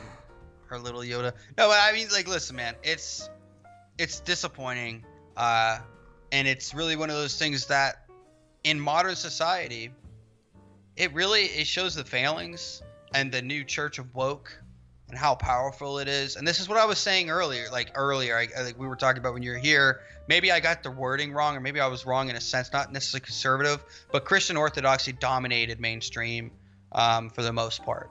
Well, and I think it dominated, replaced by a different church. And I think that's because it was dominated by culture at large, so it was convenient. And now we're seeing a shift. You know, I mean, there's more. A lot of times people will talk about like, oh, remember like the religious right in the 80s and 90s. And now look at what the woke side, the other side, is doing now. Now they're just as prude, and they're just as petty, and they're just as like unreasonable and irrational, because it's basically religious dogma just through a secular lens, through this intersectional lens, but the results are the same. Like, they want the same thing. They want censorship. They want everything to be asexual, while on the other hand saying that, but this kind of degenerate behavior is okay. But it's just like heterodox, they normal. can only determine what degeneracy is. Like, yes, there's no other. The institution must control every narrative. Yeah, you should be able to shoot your kid up with fucking. Oh, with hormones. With hormones, but like in Minecraft. Yeah, but God forbid somebody have a provocative shot of a woman's ass in a video game. Oh, like, God. It's like, what the fuck? Their priorities are so fucked. These same people probably wanted her fired. Who? And she's got a dumper on her. I know, that's what is this what it is, Dan? Is it the war on thick ass? It's a bunch of flat ass bitches fucking mad that fucking. You might be onto something. I might be, dude. Well, I mean, and Disney destroyed Star Wars. One of the only things that was actually somewhat entertaining was Mandalorian, in my opinion. It was actually that second season. I was like, this is good. This is a pretty good show. It was okay. And the cool thing is, companies, in my opinion, like when I'm watching the Super Bowl and like the Alexa commercial with Michael B. Gordon. Is that his name? Michael B. Jordan? Michael B. Jordan. I mean, do I think it's that funny? No. But it has zero sense of... They're not making a political statement. They're just saying that technology is better than your husband or whatever. Using in a sexual, analogy or whatever. And it's fun. It's a fun little joke. Not a big deal. You know what I mean? Yeah. It doesn't need to be crazy. And the same joke has been made 1,000 times in the other direction. And it didn't even bother me. And it didn't, like, you know what I mean? Like, I don't care. Like, what's your product? What are you trying to say to me right now? It's just a hack joke. Yeah. It's the same joke's been made in the other direction 1,000 times as well. Like, it doesn't, Right, or like the mansplaining thing. I'm like, come on. You know why men have to explain things? Like, honestly, because we just get shit out first. That's it. It's not even mansplaining. We just get shit out. We just say shit. We just do it. Like, yeah, this is what you fucking do. Do you know why this works this way? Don't mansplain to me. Like, dude, I'm sorry. Then don't be so fucking dumb. Get there first. That's all I can say. Because how many times have I been woman-splained in my life? Quite a bit, honestly. You don't know what it's like to be a woman. You don't know what it's like to fucking carry a baby in your stomach, so you can't have fucking a conversation about my reproductive rights. Okay. Like, whatever. Whatever, dude. Yeah? Yeah, I'm just saying, dude, the hypocrisy. Anyway, I think we kind of beat this, like, to a fucking pulp. Well, what's that, Boomy Leaks guy? You know who Boomy Leaks is, right? Yeah, Boomy Leaks, yeah. On Twitter, he just wrote something on Twitter. It's probably kind of pertinent. Maybe put a period on this. Hopefully it doesn't open the door back up, because we've kind of covered what he's saying here. Sure. A bunch of lunatics invaded the Capitol, and now anything Trump adjacent is considered dangerous and beyond the pale. It won't stop. And this is after... because this is new information. Gina Carano has been dropped by UTA, which is her talent agency. Oh, wow. Yeah. Dude, this is so gross. And do you know what this is? This is what, honestly, last thing for me, you can have the final word on it. I just hope that people rally around her and support her. The internet will, but I don't know as far as her prospects of getting a job, probably not. I don't give a shit about, no, but like, dude, Hollywood's dying. Hollywood's dying. I'm not saying that they're dead, but they've lost a lot of like authoritative power on like what media is. Same thing with the institutions of like the news and everything. That's why YouTube is so scary to them. And podcasts, like, they're saying like, this is where white supremacists can hide now. Podcasts, right? They're just losing power, and they're losing the source code is out there. It's like free now. It's open, and they don't like that because they can't control narratives as easily. Yeah. And I mean, yeah. But if she started, like, honestly, she started a podcast, I would watch it. I would listen to it. I would give it a fair shot, because I would want to support someone like her who got screwed out of like her job for honestly nothing. She didn't hurt nobody. She didn't go out and kill someone in a car accident. Shouldn't even disparage anybody in particular. It's not like she literally said it's just a reflection. This is a reflection that I think I see. You can disagree with me. She wasn't making like defense, but she's not wrong. She's not fucking wrong. She may be. Is it a stretch? Well, I don't know. Tell me in 10 years. She must have known she was getting. She must have known she was getting booted because earlier today on Twitter, I think she posted like one of those like kind of like. Anagram things. Yeah, those meme things that says Jeffrey Epstein didn't kill himself. Oh, is that what it said? Yeah, I kind of only looked at it for a second. Let me see. Is that what it said? Which isn't, dude, like the fact, okay, like, and I think it was kind of borne out in that article, and they're just like, they've been trying to find a way to get rid of her for a couple months, and now they just jumped on this because they're just like, well, people will be hypersensitive. Yep. People will be, well, I think it's known that she was having problems behind the scenes. That was something that was known because of her social media stuff. But it's because like some of the other get back into it? No, we shouldn't. You finish. But some of the other actors, had a problem with things she was saying as well. So that was where probably a lot of it, a lot of the pressure came from. I'm sorry. Be a fucking professional. Shut the fuck up. Do your fucking job. Honestly, was it Kurt Russell? I think he has kind of the best take on this kind of stuff. He's like, actors just shouldn't talk about this stuff. He's like, you're there to provide people a break. Okay, so do you think Gina should be fired then? She put herself. No, I don't think you should be fired. What I'm saying, he was just giving a piece of advice. He's just saying. So, okay, but if she would have taken his advice, then she would still have a job. Now I have a question. No, I'm saying if all actors did that, because he says it defeats your job. It defeats your purpose. What you're trying to do is get people to separate you from the characters you play, and you're there to entertain people. Give people a break from their fucking regular lives. Like, that's what this is. I agree. And my only retort to is this. My only retort is they are a minority. Who is a minority? Gina, Chris Pratt. No, I know that. No, I understand that. And I think it's important during times where people feel like their ass is out in the wind. And it's the same thing. Listen, back in the 60s, people spoke out. People spoke out that were on left in the liberal world. Right? They spoke out. They said, this is wrong. And I'm sure people lost jobs because they supported integration. I'm sure people, in like the conservative, racist South, people lost jobs for marching. Right? Like, I'm sure it happened.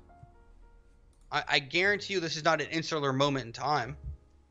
You take that stand. You tell, and like Gina, you should respect it. She took a stand. She stuck by her guns. And this is where I disagree with Kurt Russell in saying, like, you shouldn't keep your mouth shut if you feel like. No, he's just talking in principle about like the role of an actor. What is an actor's job? What makes them most effective at their job? It is agreed. It's a little bit to kind of be a little bit anonymous. It's like Daniel Day-Lewis. I don't know shit about that fucking guy. I don't know fucking nothing. Exactly, but that's why he's so intriguing as an actor. He gets to envelop a character. Like, you don't have to bring all this baggage with him. And I agree, and I'm completely okay with that. And no, I think that's awesome. It's not the reality we live in. I'm just saying, in principle. Well, it's like, I think Ricky Gervais said it best. Come up here, get your fucking little award, and fuck off. Don't give a speech because you guys don't live in the real world. You know nothing about what it is to be the common man. Yeah, and that's fair. That's fair. But when Joaquin Phoenix can get up there and talk about fucking climate, or Leo can talk about climate change, because they're not fucking scientists. I know. They're fucking ripping around in fucking private jets. Whatever. I get it. I know.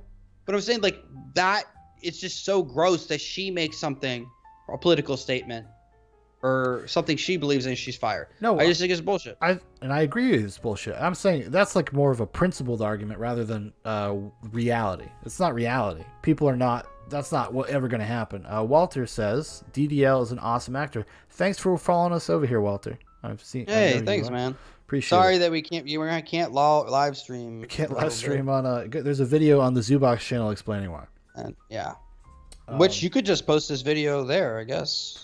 I'm gonna rip this. I'm gonna put I'm gonna re-upload it to our channel. That's what I'm saying. Yeah. Anyway, But anyway, so one of the last things I want to talk about, and I think it would make an interesting conversation because we can't go a couple days without talking about child pedophilia. Yeah. I sent you an article. Yeah, I got it. And it's fucking creepy, bro. It's fucking weird. And I wanted to get your opinion. Yeah, let's read it. We'll go through it a little bit. You read it. Go ahead. So this is from RT. That's the Russian Times. Russia Today. That's how you know it's trustworthy. Yeah. They got the real. They know what's really going on. German nuns rented orphaned boys to businessmen for gangbangs and orgies. Suppressed reports seen by media. So, a report being withheld from the public documents horrific acts of rape and sexual abuse against young boys that were facilitated by nuns belonging to the Catholic Archdiocese of Cologne in Germany, according to the Daily Beast. The investigation's findings, which concluded last month and stemmed from a lawsuit brought against the Archdiocese by victims, have not been publicly released, but the contents of the report are said to have been leaked to several media outlets.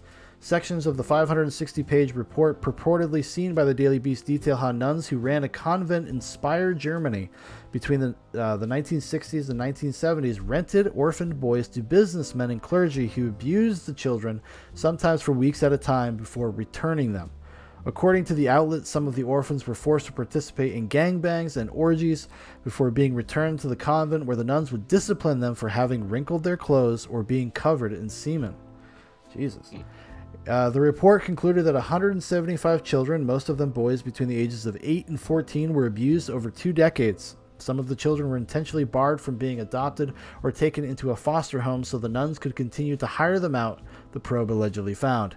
However, the investigation declined to directly blame the nuns involved in the sick scheme, arguing instead that the abuse was the result of systematic management errors and the leniency accorded to those accused of taking part in the abominable crimes, the Beast reported. The details were leaked to the press after the Archdiocese refused to make the report public, demanding that journalists who viewed the documents sign a confidentiality agreement. Isn't that just like the Catholic Church? All those who attended a press conference announcing the conclusion of the investigation reportedly walked out, refusing to abide by the church's terms. Good for them. Good to see a journalist with a fucking spine. The Archdiocese of Cologne said it had withheld the report because it had failed to fully explain its methodology. However, Bishop Karl-Heinz Wiseman, who leads the Archdiocese, told the media the abuse report was so gory it was not suitable for public viewing. The bishop claims he was so disturbed by the report he had to take a month away from his duties after reading it. The shocking revelations came less than a year after a separate investigation found Berlin's educational authorities and Senate had supported and defended placing foster children into the care of known pedophiles. The 30-year policy, which ended in 2003, led to a number of serious cases of abuse the investigation discovered, which I think we might have briefly touched upon a long time ago, that other case. Yep. But yeah, pretty... I wish I could say it was more shocking than I find it.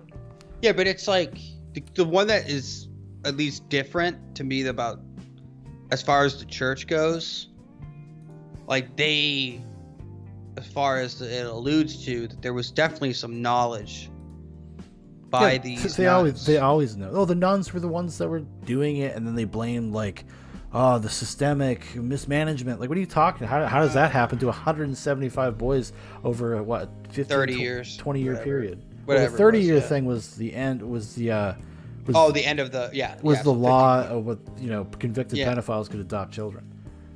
Jesus Christ! What the fuck is going on over there in Germany?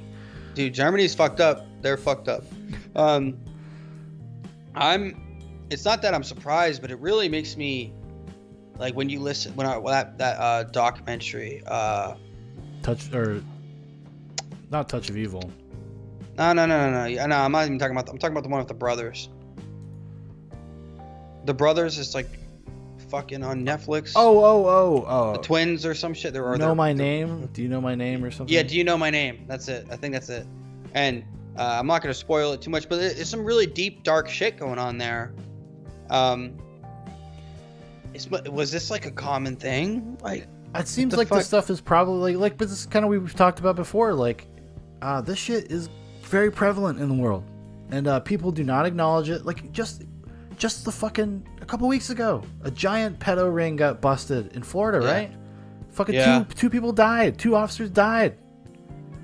Oh shit, that's what that was about? How is that not national fucking story? Dude, they don't want to fucking talk about it, man. It was fucking buried.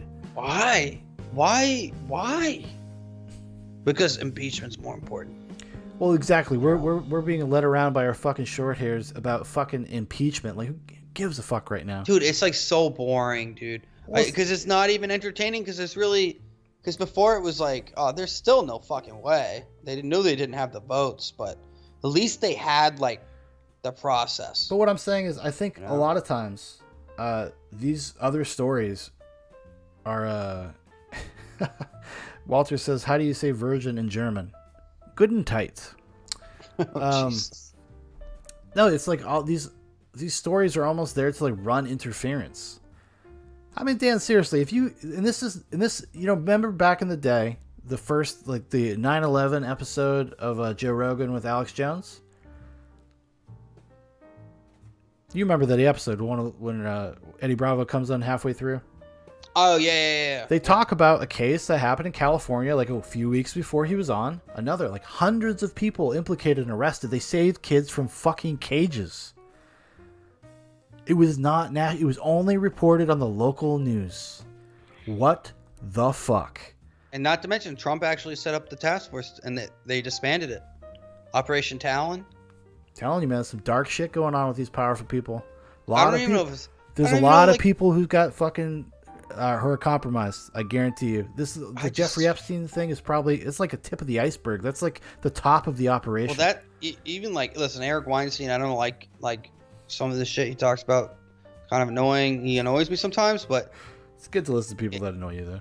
Yeah, it is. But he is at least the most upfront, going like, what the fuck. Well, he's pretty much like he's the one that's just like, no, dude, that guy's a controlled asset. Like that dude was not who he said he was. No, I mean, I don't know. I probably. I mean, obviously, you can't get away with what you did. You can't have the DOJ basically drop the case, and you do some little bullshit thing. Well, he came at it from the perspective of his personal experience meeting Jeffrey Epstein, and the way Jeffrey Epstein behaved. Yeah, dinner at it. Yeah, he seemed like he was full of crap or whatever. Yeah, he seemed like an actor. They kept saying. God damn, dude. But why? But why are we not more concerned? Like, and that's what I was talking about you this past weekend when you were here. I was like, you don't like get worried about like showing the people like you're on the internet and stuff that are close to you, because like that's what worries me. Like that's how prevalent this is, man. No, I know. That's how crazy this is. I'll be insulted if he doesn't get kidnapped. Jesus. You know what I'm saying?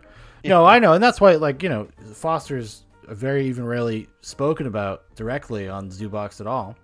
You just failed. I succeeded. You failed. No, but like, I don't. It's one of those things you can't like live in that type of like fear about this kind of stuff. Yes, you can. You can't. Yes, you can. Yeah, it happens all the time. Like there, fucking couple months ago, some girl got literally fucking a fucking panel van drove up and fucking kidnapped her out of her front yard.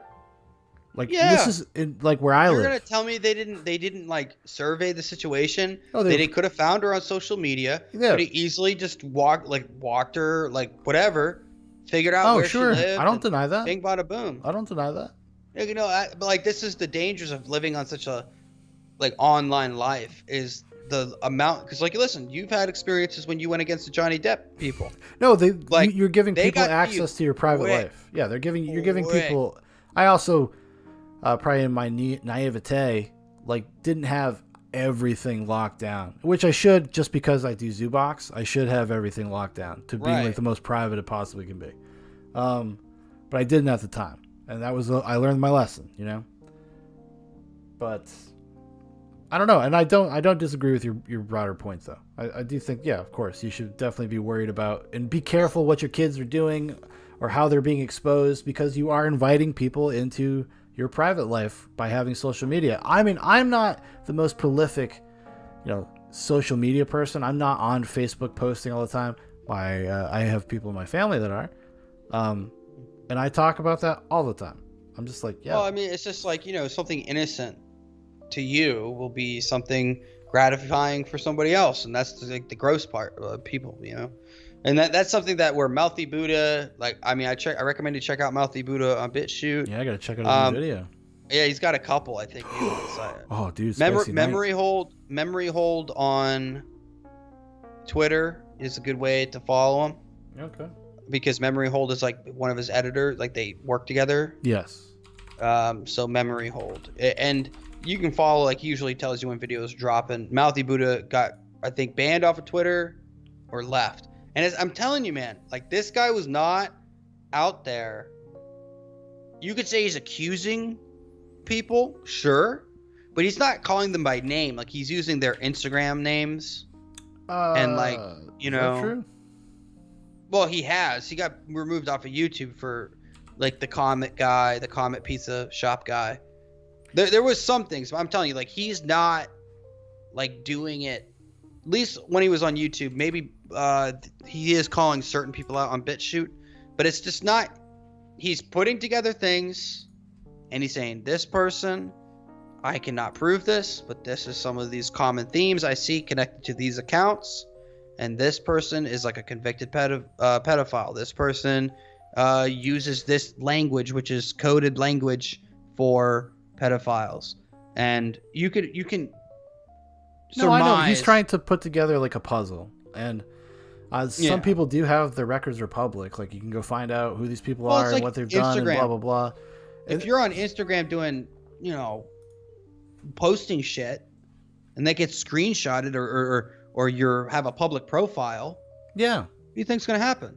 Like, how can you? But they removed him from YouTube. I've watched every one of his videos.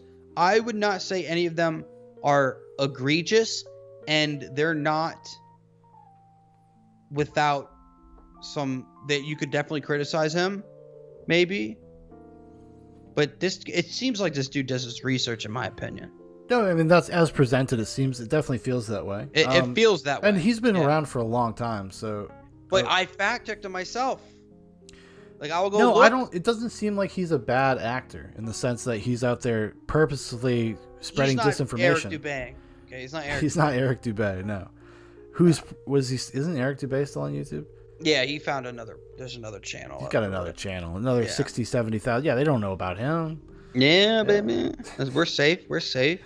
But like there's something really weird going on, where every institution of power it seems to be Conspires. surrounded by some weird shit with kids. Yeah, and they all conspire Like- to protect pedophiles. Each other. It's weird. Or well, it's the sexual deviancy of power. Power can lead to sexual deviancy. You know what I mean? Like the That's what they ability. say. to It's be a more psychological- prevalent deviant. Psychological phenomenon. If you were to look through the history, Yeah. people that especially when it involved children, what we call quote unquote deviant behavior, or whatever. I'm specifically talking about pedophilia. It's always the upper class. It's always the upper crust. Well, I would in terms always of say in terms of where they try to normalize it. Go back to the ancient Greeks. Go back to what the teachers were the ones that got the privilege of taking the boy's virginity. That was an institutionalized thing, and they thought they had a right to it. So it's, and that was it. Those were the important people. Right. And I think, I would say any form of sexual deviancy, whether it's animal stuff or some of the really more graphic, disgusting shit that is out there, or what's on the dark web, where they literally can't find these dudes. You can pay them in whatever they want, whatever you want, they'll do, and they cannot catch them. They don't know they have so much access to some sort of systems in place. It's a very I was watching an FBI guy talk about it, these two dudes, and he works in the child porn unit, basically. He tries to catch these. He's got to watch all this horrible child shit. sex trafficking stuff. Yeah, and he's these dudes have to be working with governments. It's impossible what they're able to do. Yeah, I've heard similar things. They're very sophisticated, as they say. It's they literally can't track them. They don't because even on the dark web, they can find ways to leave, so if you enter a chat, basically they attach something to your name or whatever, they can attach shit and kind of follow you a little bit. They may not be able to get your IP address or any of that shit, but they are going to be able to now, because people get a little open on the internet. They'll flag your name and they'll find where else you post. Right. Because they're going to go and investigate all of these closed chats Right. and stuff. They they agree to the terms of service and actually, like, in a weird way, incriminate themselves. But so, like, you have access to the dark web, so do I, right? Most people, if you do a little bit of research, you can gain access. I've pretty never, easily. no, all you need is a Tor thing. I mean, I've Tor never browser. really. Neither have used I. it, but I have. I've never been interested personally. But your layman can access the dark web, for sure. But the access, you're gonna tell me there's not some more secure type of thing that like we just don't know about? Do you know what I mean? Like something that you or I can't get access to. Like there's just no way because we don't have the ability. And I guarantee these things are out there and they're everywhere. Because if you can go on Twitter and find child porn, I guess like if you know how to look for it, It's everywhere. it's there. It's fucking It's everywhere. You know It's what? everywhere. One of the creepiest things that ever came out of those Mouthy Buddha videos. Go check out Mouthy Buddha on BitChute, everybody, and see if you agree. See if you agree. The creepiest stuff was all the stuff that you'd find like these clothing companies, and if you knew the proper tags to search in the in the metadata, you could find weird, creepy pictures of kids that were not searchable on the regular site. You have to know the backdoor. There was one of them that was like "Good Job USA" or some bullshit. Well, like yeah, some there's weird the whole thing. But what I'm just saying is they're hidden on these public sites. And it's usually you have to go to like DuckDuckGo. They're in in the metadata of the site. It's where they built the site. It's on that level where it's those like pictures in the are. coding. It's like in the code. So or if you whatever, know the secret tags to get find the pages, it brings you to graphic content. Yes. Yeah. And this is where, like, that's just one system. Like, it's just one way, and it's probably so much worse than what we could even imagine. And where these people, like to Podesta, supposedly, I'm not making accusations, but like the brother, like in the art in his house, like you could argue, like that Satanist lady that's like good friends with Lady Gaga, and they eat the cake that looks like a human body sacrifice, and like this is what they do in public, dude. Yeah, it's public. That's like public creepy shit, though. It's like weird, and they can say, "Oh, well, it's artistic expression. It's, you know, they're eating the dead, like to like bring new life into the new year, some paganism crap." And you could be like, okay, fine, but it's like that's what they do in front of everybody, and it just goes, you got your hardcore crazy people. Like I imagine there has to be crazy people out there that believe in this shit.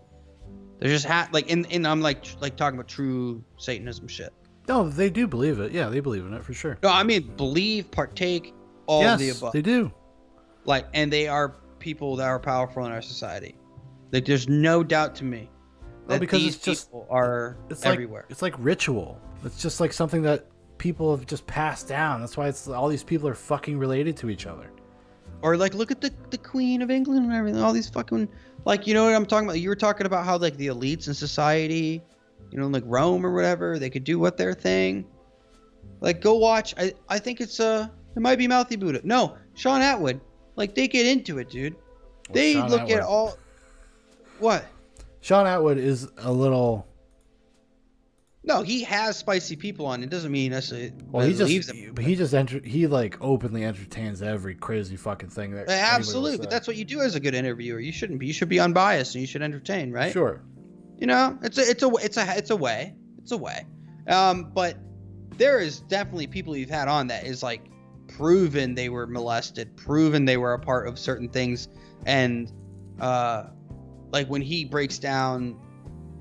Like Seville, that's a famous one, right? Jerry, whatever his name is, the entertainer guy. Yeah, the guy that was the children's entertainer. Yeah, like fucking raping kids for decades.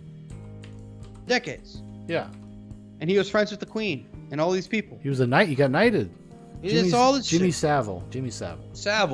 Like all these guys, and there was people that were like, who's the Iron Lady? Meryl Streep plays her. Margaret Thatcher. Her top people were like, you know, arrested and or investigated. Look at the Prince with Jeffrey Epstein, Prince Andrew. Like, I'm telling you, there's some fucking funky shit. Like, it doesn't even take a genius. You get Jeffrey Epstein gets arrested when Trump comes in. Like, think about that. Like, he does. Oh, I don't know. I mean, No. So you're gonna tell me that that's not weird? that it's not weird. It could have just been timing. I mean, I don't know. I'm not going to speculate that Trump was some secret Sean, he got pedo arrested. hunter. Like what? It's not about being a pedo hunter. I'm not saying that, but he knew who Jeffrey Epstein was. Yeah, he commented. knew who he was. He commented on in the past. Right, but he knew who he was. He bought him from Mar-a-Lago. It's a true story. I know that. No, I know. So it's like you become president, you know a guy's kind of weird, and then you find out that he was fucking let off, like with some bullshit. You know what I mean? Possibly, sure. Like I mean, come on. You know, he's the president. You got to if you're the president and you can't get a guy arrested that has done some shady shit, like what's the point of you in your job? You know what I mean? It's I'm just saying. It's just go too deep, dude. It's too deep. It's too deep, and it's too crazy to think. It's too crazy to think about because if you believe it, like it seems too. What's the word I'm thinking? Like fantastic. What? But then again, like it's fantastic. Like it's yeah, it's fantastical. It's fantastical. Yeah. But then again, if I told you a couple years ago that Jeffrey Epstein was taking kids to an island, probably sexually assaulting them, raping them, and probably giving them the power of people, you'd probably say I'm crazy. Probably be like, whatever. I don't know. Seriously. No, think about it though. No, I know, but like, I don't know. I mean, I can't remember. You know, it's crazy because like the Jeffrey Epstein stuff has been so downplayed in memory hold. Like, I'm trying to think. I'm like, why did he get arrested again? He got arrested because the particular person that's a whatever federal level guy charging him, they dropped the charges. Alan Dershowitz was his lawyer. No, I'm talking about the last time. Let down. No, I'm talking about the last. I'm not talking about the 2011. No, that's what I'm talking about. Oh, okay. They rearrested him because what they did they couldn't do. What the people who gave him a break, they could not legally do that. Oh, okay. Okay. It was basically like, yeah, you can't fucking just get rid of that. You can't just make that go away. It wasn't like a Me Too thing that somebody came forward and then because they had changed the laws in New York City or New York State. You know what? That is actually, I think, accurate too. About rape allegations, because it was that girl, the one that you see all the pictures of, the one that was massaging Bill Clinton and stuff. Yeah. I think it was her, if I'm not mistaken, because she's the one, also one of the main witnesses in the what's her name? Giselle. Yes. Ghislaine, rather. Sorry, not Giselle. Sorry. Beautiful Giselle Bündchen. Ghislaine. Yeah. But I'm telling you, man, all these motherfuckers are out there. Like you're gonna tell me Google can't stop this shit somehow? Oh, I don't know. How can we not give them? What do you mean so many? Sean? No, I'm just saying there's so many people. Shut the internet down. Just shut it down. It was a mistake. We don't need this shit anymore. It was a mistake. But then again, it's like obviously the internet is great because people could be, found and helped. Yeah, I mean, we'll go back to the old days where the kids were just trafficked at nunneries. I mean, the good old days. Yeah, we had records back then. Records, damn it. Records. No, but how can this not be a more proactive part of like Google's policy? How can this not be like the number one thing they should be caring about? Number one should not be. It should definitely be in the top five. Should not be conspiracy theorists. I'd say it would have to go like terrorism, which this is the problem with these things because they're like, well, because obviously people being able to like coordinate terrorist activity. Is terrorism really our problem, Sean? Have you just been spoon-fed that since you were, a kid? I don't know. Think about it. Would it be more prevalent if people were more freely able to do it? I don't know. What would be more? You talking about domestic terrorism? Domestic, foreign, whatever. It doesn't matter where it comes from. Well, terrorism is going to be terrorism, bro. Terrorists gonna terrorists. It's a fact. I mean, honestly. You ever heard of 9/11? I'm not saying that but what the fuck did they do to stop terrorists, Sean? Twitter had Al Qaeda on there and ISIS. What are they doing to stop terrorism? They did eventually. Of course they did. Yeah, well, they still have fucking whatever. That guy is fucking the leader of Iran on there, but. Is he on there? He's still on there? Yeah, I think so. Yeah. What have they done to stop terrorism? Honestly, These people haven't done I don't know. You were just saying what on the list of priorities. No, I was no, do you know how they stop terrorism? By Bank of America literally giving away their fucking people's information to the FBI without a warrant. Just, here you go. I know. That's how these companies stop terrorism. Is there going to be like a class action lawsuit against Bank of America? Probably.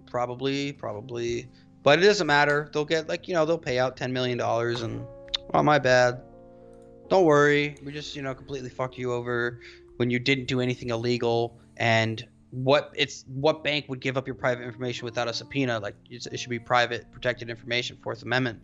So it's just like, come on, man. This is what happens.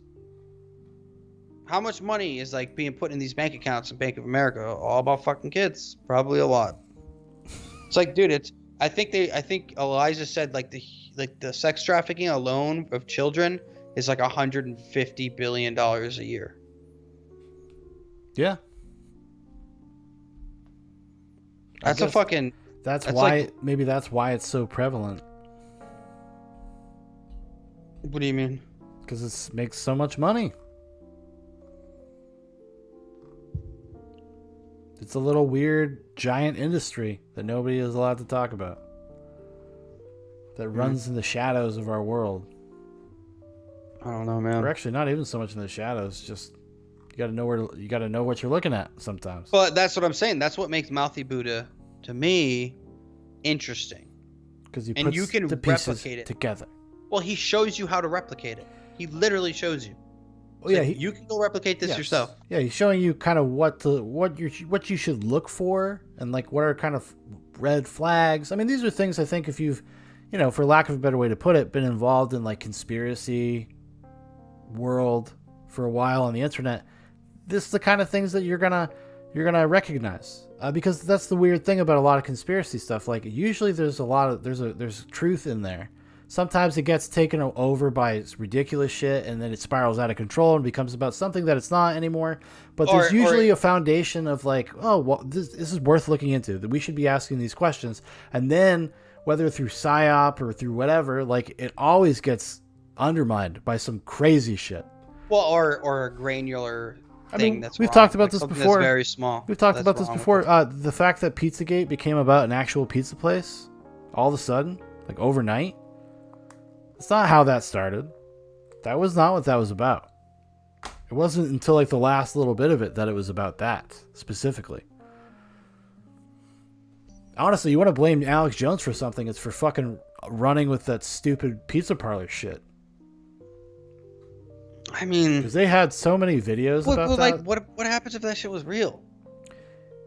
No, I understand that, but like what ends up happening? It's like the Capitol event. It's like January 6th. Now what happens? Now it's going to be used to discredit every fucking thing those people ever talked about. Well, now all those people are crazy crackpots. So anything that has to do with like what happened during the election in 2020, now you're not allowed to discuss it. You're not allowed to talk about it. If you do, you're fucking, what are you, a terrorist? Yep. Like what the fuck? Yeah. And this always happens. It always happens. And when it's almost like when a grassroots thing starts taking hold. Wall Street Bet's another thing, right? A grassroots movement starts taking hold. The public is on their side. There's a lot of public support. Suddenly, something steps in to undermine it and fuck it all up.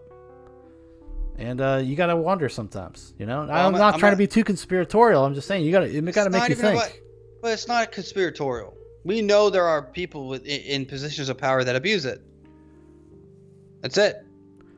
Well, I think there is no conspiring, like between people. Like, hey, have you ever seen a guy like you complain about cops that abuse their power? Sure. That fucking cover for bad cops. But now you got a politician that knows the guy's a fucking pedophile, and helped him get off his record. Well, helped him to get out of the situation. Yeah, and anytime there's public exposure of these things. And people convene on message boards or whatever, there's always something that gets introduced that poisons the entire thing. And it happens, it happens all the time, dude. Yeah, but that's just crazy. Normal. That's just natural. I think it's some of it's artificial because it undermines the public's ability. That's why I said I'm being conspiratorial. I think that it undermines people's notions and thoughts about like coming together about anything, because it gets deflated or it gets derailed always by something weird. Yeah, well, the thing is, the pizza shop thing with Mouthy Buddha gets into it. It's not entirely crazy. No, There are people that are involved with that pizza shop. Yes. Say some pretty weird shit. No, I'm talking specifically about the concept that there was like a dungeon of children underneath the pizza parlor. That's what I'm talking about. There might have been. I know, but We don't know. where did that come from? Is what I'm saying. How did that become the story? They were looking at all of these emails, finding coded language about politicians possibly ordering children or molesting kids and shit. Possibly. Allegedly, possibly, right? And then it becomes about more of a fantastical notion, and you got to wonder where that stuff came from. I'm just saying. I don't know the answer to that. You have Hunter Biden fucking walking around with his fucking same thing with 10-year-old. But that's the same thing with the cap. That's why I made the comparison to the Capitol stuff. You have a bunch of people that feel a certain way, and then there's a poisonous element somehow gets involved, somehow injects itself into these populist movements that undermines the entire thing. And now now everybody is painted with the actions of a few people. Do you think Antifa was created by the FBI? Do I think I think they're probably supported but not created. No, okay. Same thing. No, it's not the same thing. It is absolutely, because you have people that are on the left wing socialists that don't believe in violence, that don't believe in this horrible shit. But what happened is Antifa, like wherever they got started with a few people, probably bitching online, and they get together and they're like, "Hey, let's form a fucking thing." Well, Antifa's then it gets popular, and then it goes on and on and on. Well, the concept of Antifa has been around for a very long time.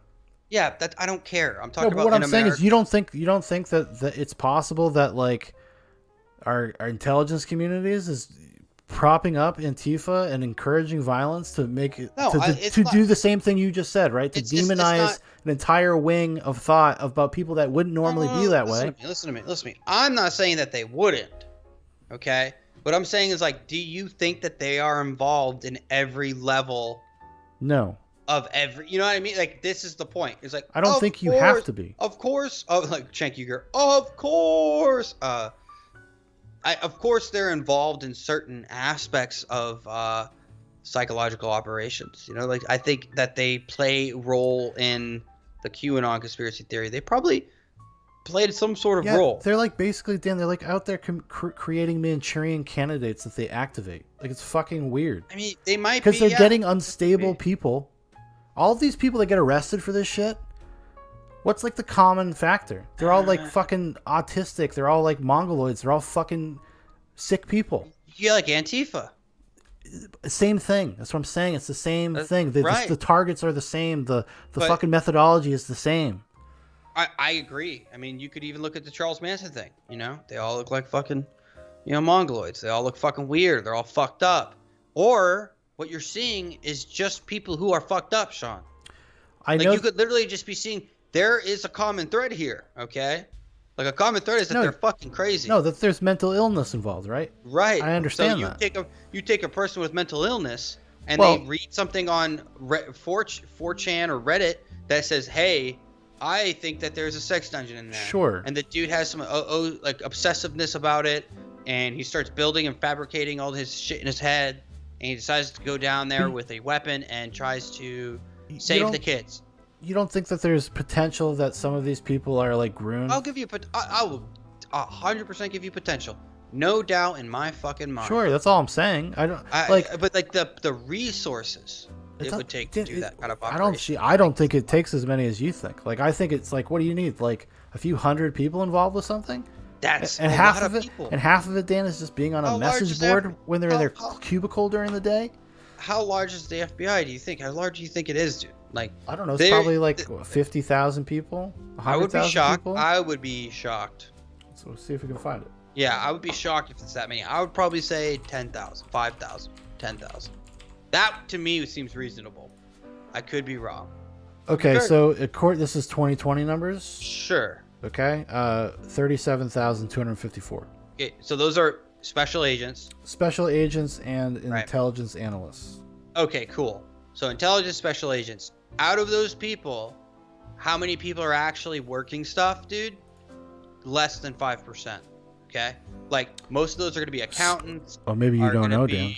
No, I'm telling you because I've worked around these people. Like Dude, I you understand. ain't secret squirrel enough to be down in the Pizzagate. I know there's shady shit. I'm What I'm just saying joking. is like you're probably talking about for a team to monitor something like 4chan and get in these QAnon. Absolutely, you could have a couple dudes dedicated to looking and stuff. I think it's and you vetting and but you don't baiting people? think just in the culture that we live in that the cybersecurity aspect of the FBI CIA is not like a huge part of what they do? It is. Yeah. But listen, I think it's in a way like listen, they're not the ones, in my opinion. This is my opinion. It's the media. Like they're the real threat. They are the ones that are your average FBI guy, okay? Not Strzok, not so-and-so, Comey, or the head guys. Like, they don't know what the fuck's going on, whatever. Like, they just fucking do their thing. They're political games. They fucking probably make backdoor deals. They do shady shit. No doubt. But, like, your average fucking FBI agent. Hey, man, go into this fucking 4chan where we got guys talking about QAnon and monitor for illegal activity. Sure. That's what they'll do.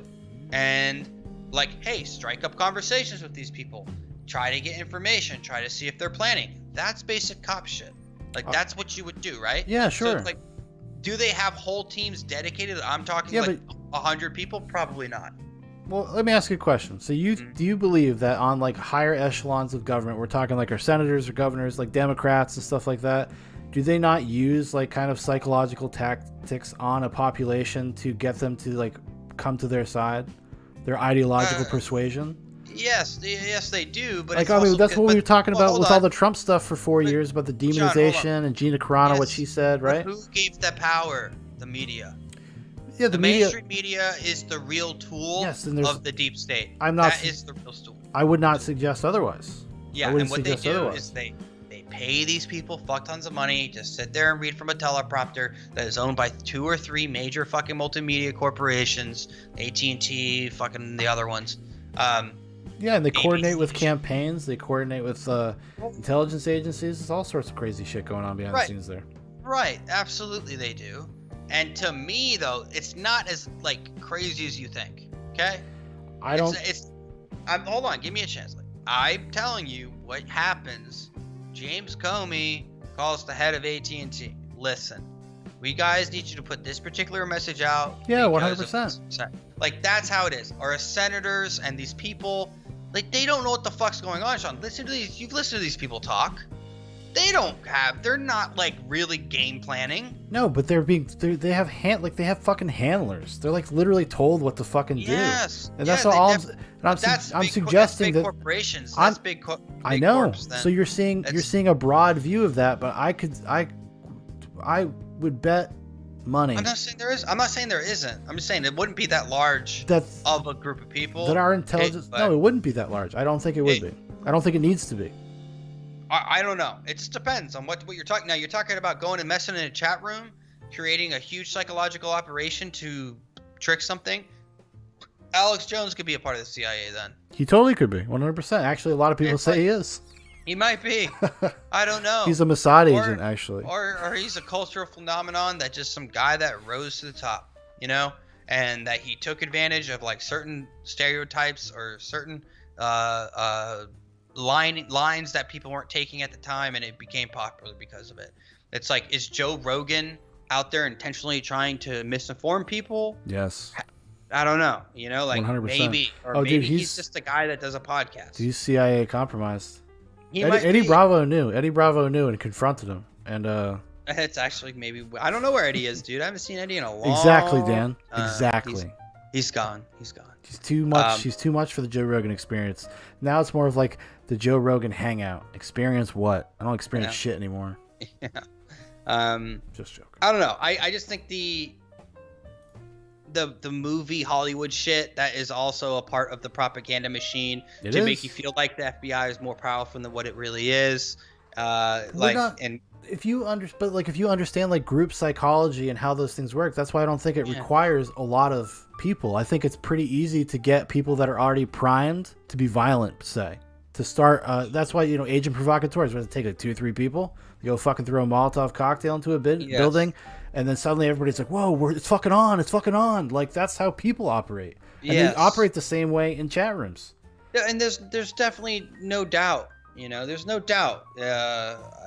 I'm just saying, some of these people glow in the dark, and I'm fucking ready.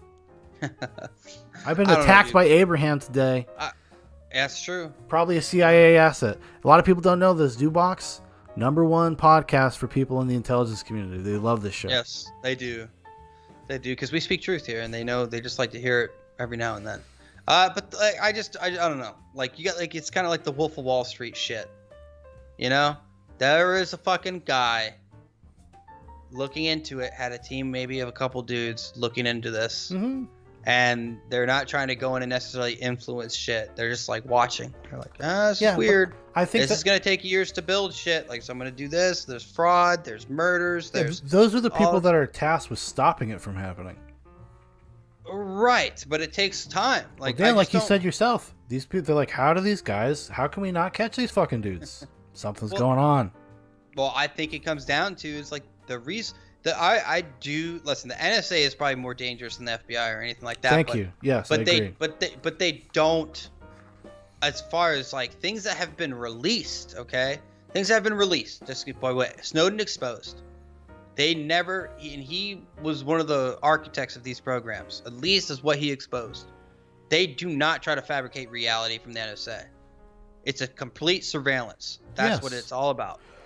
The fabrication of reality is coming from the wealthy people, and it's not even intelligence assets. It's just wealthy people that like things the way that they are. Disney wants to keep making money.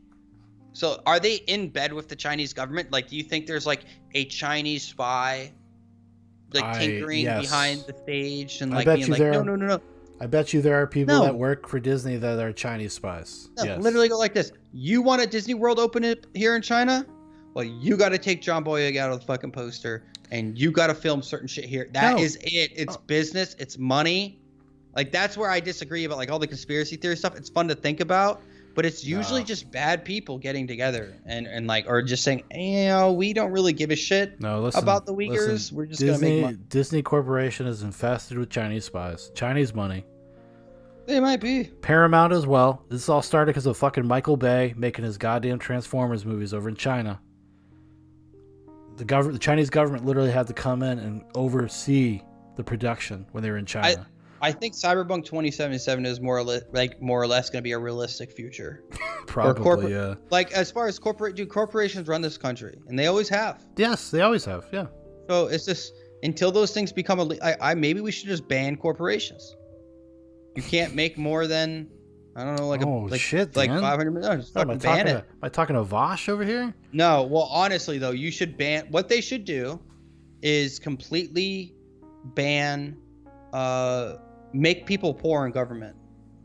Well, you're not allowed to have over a certain amount of wealth working for the government. I don't know, or you cannot use your position as leverage to get those things, because that's clearly what happens almost 100% of the time. You can't make any income outside of your government salary. Yeah, but then what if you're married, and what if your husband is an investor? Nope, you got to divorce him. No, like honestly, like no. If you want to serve the people of America, you should not be able to be wealthy. I think it's like because there's too much conflicting shit. And like I think they should just do like a rotation system. Sean, you got to go be a senator for the next 3 months. Well, that I could get down with. Like if we had more of a public lottery about some of these things, and not everybody gets to be in the public lottery. Maybe you got to have some sort of background in something. No. Dude, you want? Nope. Who do you want? Dude, you're asking for a can of worms, man. What if these Gina Carano haters? What if they got in control for 2 years? Yeah, but like it would just be based off of political affiliation and like what party you and no, you select your party when you go in. Can't do that. Or you just don't even have a political affiliation. You just get rid of it entirely, and just go based off randomization. I don't know, like, and you just do it for a few months, and you have to. You just wouldn't get anything done if it was only a couple months. Why? It's hard to Actually, get legislation written and passed. Why and all is that it stuff. hard, Sean? Why is it hard? Because, Who made it hard? What do you mean? Who made it hard? How do you, Sean? Do you know? It's a that when- process. Like, you can't just by Sean. fiat do whatever the fuck Wait. you want, dude. That is not fucking true. It's 100% not true. What's not true? Who says, Sean? Who says that legislation? They put whatever the fuck they want in there, dude. No, I totally agree. But oftentimes it takes a long time for those things to be written and produced. No. Why? Because there is some due diligence in terms of law and whatnot. No. No, Sean. No. Make it a legal They document. You don't want to have- be Jeffrey Sean, Epstein they getting don't arrested have 10 to years follow later? The law. You realize that, right? I do, yeah. They are lawmakers. That's it. Yeah, they're lawmakers, but they're still like technically bound by the confines of the existing Of laws, what? Dan. What? It's supposed to be finding a balance Like between those Obamacare things. that can force you to pay a fucking fine? Listen, you're not going to find an enemy No. here, man. I agree with you. No, They do whatever the You're- fuck but they you're- want. I'm just saying you're fundamentally wrong. They do not have to follow the law. They make the law. That's not There true. is. What law do they have to follow? on the books, Dan. Like that. What do you think creating legislation is? Sean. Legislation is based off of what? Based off of what? The needs of a society, whatever they're trying to Sure. accomplish. Yeah, they have to go check and balance all that stuff within Sean. existing rule sets. No, do they don't. Do they not do that sometimes, Dan? No. Yeah, they do because they don't really care. It's called precedent. They have to use precedent sometimes. What is precedent? But precedent is like previous law, right? But hold Okay, on. that's No. what I said. Tell me the precedent for making people pay for health insurance I and then fining them. Dan, I've said this like 5 times, dude. I don't disagree with you. I think No, but- I think that they are. But when I'm talking about, like, we were just talking about this crazy hypothetical of people coming in and out of office by lottery. No, I hear you, but ignore that for a second. I'm just talking about the process of making law. Yeah, but They don't. Hold on. If they make a law that bans all weapons in the United States yeah. and it passes, it's now a fucking law. Yep. That law will be put into effect immediately. There is, I mean, and then it can go to the Supreme Court, and they can argue it, which it probably would, obviously. Yeah. That'll take a little while, no doubt. But dude, they can make any fucking law they want. Just like as South Carolina says, you have to wear a fucking bicycle helmet to drive your car. You have to. You have to wear listen. I don't disagree with you, Dan. No, I know. So like the concept. Yeah, but the we co- started I talking know, but let about me this. explain. I understand that, but let me explain my furthering point. Why are the laws so long and complicated? Because there's a lot of them. No, And they stack on each other. no, not necessarily that. So when the founding fathers and the Federalist Papers, they actually set rules and guidances on how long laws could be written, Sure. and how long bills should be. They were supposed to be, I think, no more than 10 pages. Yeah, because you got to be able to read the fucking thing. Yeah. Exactly. That was taken out in like the 1820s. I know it, and now they're 1840s. like 5,000 page. Right. things. Or I know. what was the coronavirus? Wasn't it like 25,000? It was something crazy They like that. literally rolled it in in a fucking Yeah. red flyer wagon, But this like is a the thing. joke. Like they're laughing at you. Dude, it's insane. It's literally insane. So what I'm saying is, you get a group of 100 people, senator, you get whatever the number is up in at the, representative level, and those people come together who are not lawyers, who are not judicial experts. Well, a lot You of still them have the are judges, lawyers. and you still have all this stuff, and they get there and they go, everything would have to be used in simple terms and basic language. What we've created through the use of education is a barrier for normal people. So like, Well, that's what it used to be. that- Now the internet was the great thing about the internet. It's supposed to democratize those things, but yeah. So do you think a lawyer? So technically, to pass the bar exam, you don't have to go to law school. You just have to pass the bar exam for Is most it- states. I don't know. Yeah, No, that's a fact. Yeah, Okay. like people in prison, it happens all the time. makes sense. If They you can study pass the and they- test, Yeah, they pass the bar exam and they, do their practice, whatever courtroom stuff.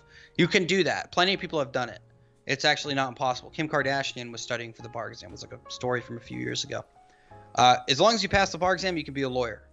So that might not be every state. But why is it so difficult to read law? And they make that, and that was very specific, so that a layman cannot just go say, basically like what you're afraid of. You can go read Article 107, whatever it's called, and you're like, listen, this clearly says that I fall under transformative content. This is like, I should be good. But now they sue you, and you have to go to court, and you go in and represent yourself. But just because you don't sound fancy, and you don't use the proper decorum and words, and the judge will be like, I don't like them, and then you're fucked. No, you're right. I mean, because there's a professional decorum, there's a professional way of talking when you're presenting cases and stuff like that. Sure. Just like there is in any field, honestly. I mean, like you could talk to an electrician and they could dumb it down for you, but electricians are going to talk to each other in a more It hurts and whatever. in a more complicated manner. But that's the thing is like, if you get a bunch of laymen, because like important job, the government is not that important. I think we just put it way at too high as a pedestal. It's not that important. Well, that's been the project of the government, is to try to become more important, and that's the problem. Exactly. Yeah. So no, I agree.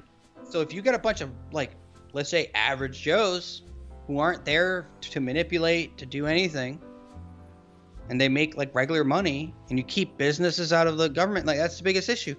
Lobbying and corporatists, elitists, and no term limits and whatever. But then you just cut it all out. Okay, you go serve for a year. You'll do it probably, or you do it like for 3 months, or you do a senator for a year and you do representative for 6 months. I don't know. But I mean, I would make it like jury duty. I would say it would, to me, it would have to be like 2 years at a time. I mean, you could. Why? Because I do think like some of it is like, if you want to get your way, you got an idea, like you're gonna have to have allies. You're gonna have to like build the relationships, etc. Yeah, but Sean, but that's the best part. There would be no reason to. There would be no laws, dude. No, but there would be laws Just made by the people, for the people, and it wouldn't be complicated. Like, why would I want a guy who can sit in office for 2 years and do nothing?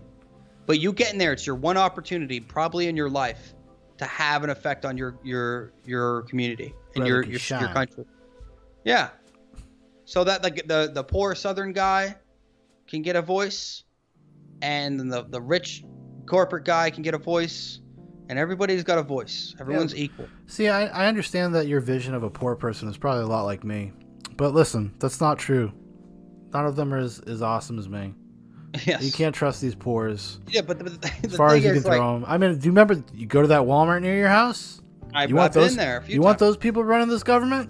No, but the thing is, it wouldn't be a majority though, right? So you got one guy that's from like Birmingham, one guy from wherever, and from here, and it's like, everyone gets a fair shot, dude. You know, as long as you're like, at least at like some standard of high school graduation, maybe, you're a high school graduate. Nope. And you're a taxpayer. Like, there you go. You know what I mean? Like, or should there be actually, you know what? There should be an age thing though. You got to be like 40. I don't know. I know we disagree on this. There's an episode. There's actually, I don't believe it. If anybody wants to know this debate, so we don't have to have it again, there's an old episode of Zoobox called Dawn of the Baby Presidents, I think. Yep. Yeah. I just believe if you can die for your country, you should be able to fucking serve your country in a different fashion. Sure. That's just my thing. Like, if they can send you to war, you should have a voice in that process. It's called voting. That's what they would say, right? Yeah, that is what they would say, right? Cool. Yeah. Now they're going to give it to 16-year-olds. No, you should be able to serve your community at the highest level. Dude's like, did you see what happened in this past election? I ain't saying nothing. Well, it's like age is just fucking not important anymore. Maybe beyond a certain point, it isn't. I don't think. You get past like, okay, we could maybe say 18, 25 or whatever. You should be able to run for president. Well, like, how old am I? 34? I think that's a good age. No, but 25. Like 25 would be a reasonable age to be able to go take on things and to go do things, or to take on roles in your government. And people probably wouldn't vote for you because of your age. But if you hear an eloquent, smart, well thought out person, you might be like, hey, but my whole thing is, you still vote for presidency, and you still vote for, your you still vote for your presidency, you still vote for your mayors, but Congress should be an equal balance between the federal government and the state government, and that would equal power out a lot, and it would make legislatures a lot more careful about what they do. Because if you know, like, oh shit, these guys are gonna go in, they're gonna be pissed, they're gonna change law because they don't like how I ran my shit. Like, it would be out in the open. People would just have to pay attention a lot more, I would. But I don't know. Maybe I'm wrong. I don't know. Someday. I don't know. I don't think that's gonna happen, unfortunately, I guess. But I mean, maybe it will.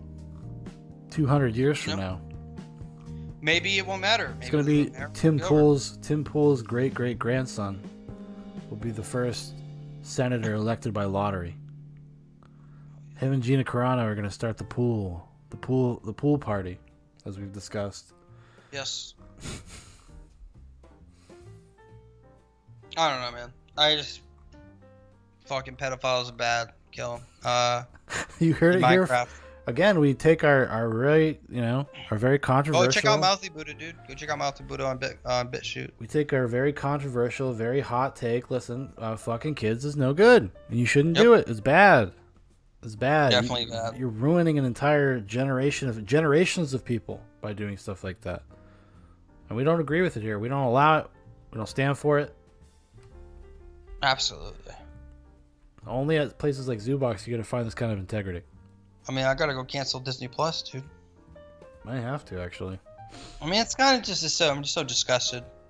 I'm disgusted that people can't have personal views, and it's not like she's out there using like racial She slurs. didn't even say anything that fucking crazy. Let me tell you something. Disney is probably run by a bunch of people that are prescribed to a certain culture. Chinese spies, Dan? Yes, exactly. Chinese spies, Dan. Well, it's like, okay, let's say like you say something like, if my boss was a Jewish person and I said those same words and he fired me, he has the right to fire me. What would I say? I would say the same thing I said. I'd be like, it's bullshit. And obviously, this yeah, guy's too bullshit. fucking stupid to understand the point you were making. I guess. And also, I don't know. Hey, that's life, and it sucks. Like what? And people should use their voice and band together and use their collective it's power. It's right? like this Orwellian bullshit, dude, where somebody's like, "Oh, this actually means this," even though this is not what it says, and you're like, "Oh, okay, this is anti-Semitic. Why is that?" Like, I love it. Like, Anomaly, I don't agree with everything he says. At Legendary Energy on Twitter, but he goes, when you do social or political activism that goes against the system, you get canned. The woke activist celebrities that media promotes are actually doing activism. They're puppets and jesters for the elites. It's the truth. It's perfect. It's perfect. They really are. It's perfect way to say it. I mean, yeah. They're just like, I don't think there's any other way to say it. Like, yeah, you can be a political activist if you're on the right side. Done. Yes. I mean, it's always kind of been like that, unfortunately, at least in our lifetime. But see, but then again, it's not true, In our lifetime? I mean, I would say generationally, like if we talk about like, NWA and their violent rhetoric towards police officers that was found to be protected under the First Amendment. Well, but they had institutional support, like MTV, like popular culture supported their right to do those. Yeah, things. but those were minor at the time. Those weren't they were big. Don't get me wrong. I'm not saying they were big, but the power they wielded probably wasn't as. Yeah, but you can go back to much as generational. Like Johnny Carson was not out there, or whoever fucking at the time was not out there supporting that. That's what I'm saying. Like, if you take the Twitter, like people like Tim Pool are like the MTV of today. You know what I mean? Like that is the sphere of like rebel, outside the sphere of like what is okay. You know what I mean? Like it's the parents weren't kids. It was the kids. Younger people are pushing more towards alternative media sources. Is my point. Like they're not really caring what CNN and MSNBC says. Yeah, I'm not saying that they are. I'm just saying in our lifetime, it's always been easier to be like, say, openly liberal or progressive or whatever than it has ever been. Like at least since the 70s or 80s, to be like a conservative, outspoken conservative, hardline conservative person. Tell it to Clint Eastwood. Probably. Yeah, but Clint Eastwood's like, you can't. That's an exception to the rule, and doesn't actually go out and talk much about it. He is that. Have you seen his fucking movies, Sean? He mansplains the entire time in $1 Million Baby. Have you seen that fucking movie? I have seen it. It's a great movie, but he's just not like even though he was mayor of a small town in California. Like he's not very politically active. Like if he's asked about it, I think he's honest, but I don't think he's not out there like the most famous thing is the stupid thing where he talks to the empty chair. I don't know that one. Yeah, he's talking to Obama, I think. He's pretending to talk to Obama, and like the media try to roast him over that. But that was kind of like the last thing he did. I think was that like 2012? It must have been when Mitt Romney was running, maybe. I have no idea. Mitt Romney's a fucking, But I think idiot. that's when it was, anyways. But He's a spook, for sure. But he's a Mormon, confirmed. Spook Mormon. Yeah, that's what he is, dude. Trying to infiltrate. Doesn't he have like 11 kids or some shit? If he's got 11, he's got 1,000. As far as he's I'm got concerned. I think he's got 7 for sure. He's got a lot of kids, dude. Yeah, he's Mormon. Yeah, they be fucking straight. I mean, when you can't have coffee, you have no other outlet. Yeah. You have nothing. Except for making babies. That's all your aggression making gets Mormons. out. Yeah, making Mormons. Do you know how like everyone's just before we go? Do you know how everyone's got like Biden voters posting their own L's and like all these like accounts and shit? Yeah. It's pretty hilarious. Count Dankula made Amish people posting their own L's, and then he just says one day, like, it was pretty funny. You gonna because Amish people don't have internet and they don't do that shit. It is fucking. Let me find it really quick. I just want to show you it. It's pretty hilarious. He's a big old libertarian. I like him, dude. I like Count Dankula. He's pretty freaking hilarious. He posts some really like. How can you have porn on here, but you can't talk about being a conservative? It doesn't make any fucking sense. Okay, I can't find it. He posts too much. Or maybe I missed it. It was hilarious. But yeah, I don't know, man. I don't know how people get away with this shit on here, but you like. Oh, here it is. Here it is. I'll send it. Sending. There it is. You show that to the people. What did you send on Twitter? Yeah. The Amish people posting their own L's, and he's like, any day now. 2 hours. That's fucking great. Let's see. I said it's kind of hard to see on here, but That's great. I just like it's such a good humor. It's such simple. Because they'll never like. It's so good, dude. That's so hilarious. That's pretty. Any clever. day now. Pretty clever. Any day now. Pretty clever. Yeah. Not bad, dude. Not bad. But anyway, well, that was a good episode. Hope you guys have a good night. Good to wrap it up there. If you'd like to know more about ZooBox, there's a bunch of links in the description. Go follow us over. If you see this on this channel, go follow us over at ZooBox Podcast. Go look up that channel. Go subscribe there. Yeah. Because that's where most of the meat of the content is. Also, there'll be re-uploads of these videos while we're using this to live stream. And there's plenty you can catch up on. Oh, yeah. There's literally hundreds of videos there. So you're good to go. You're good to go. All right, everybody. You have the best night ever, and I'll talk to you later. Bye.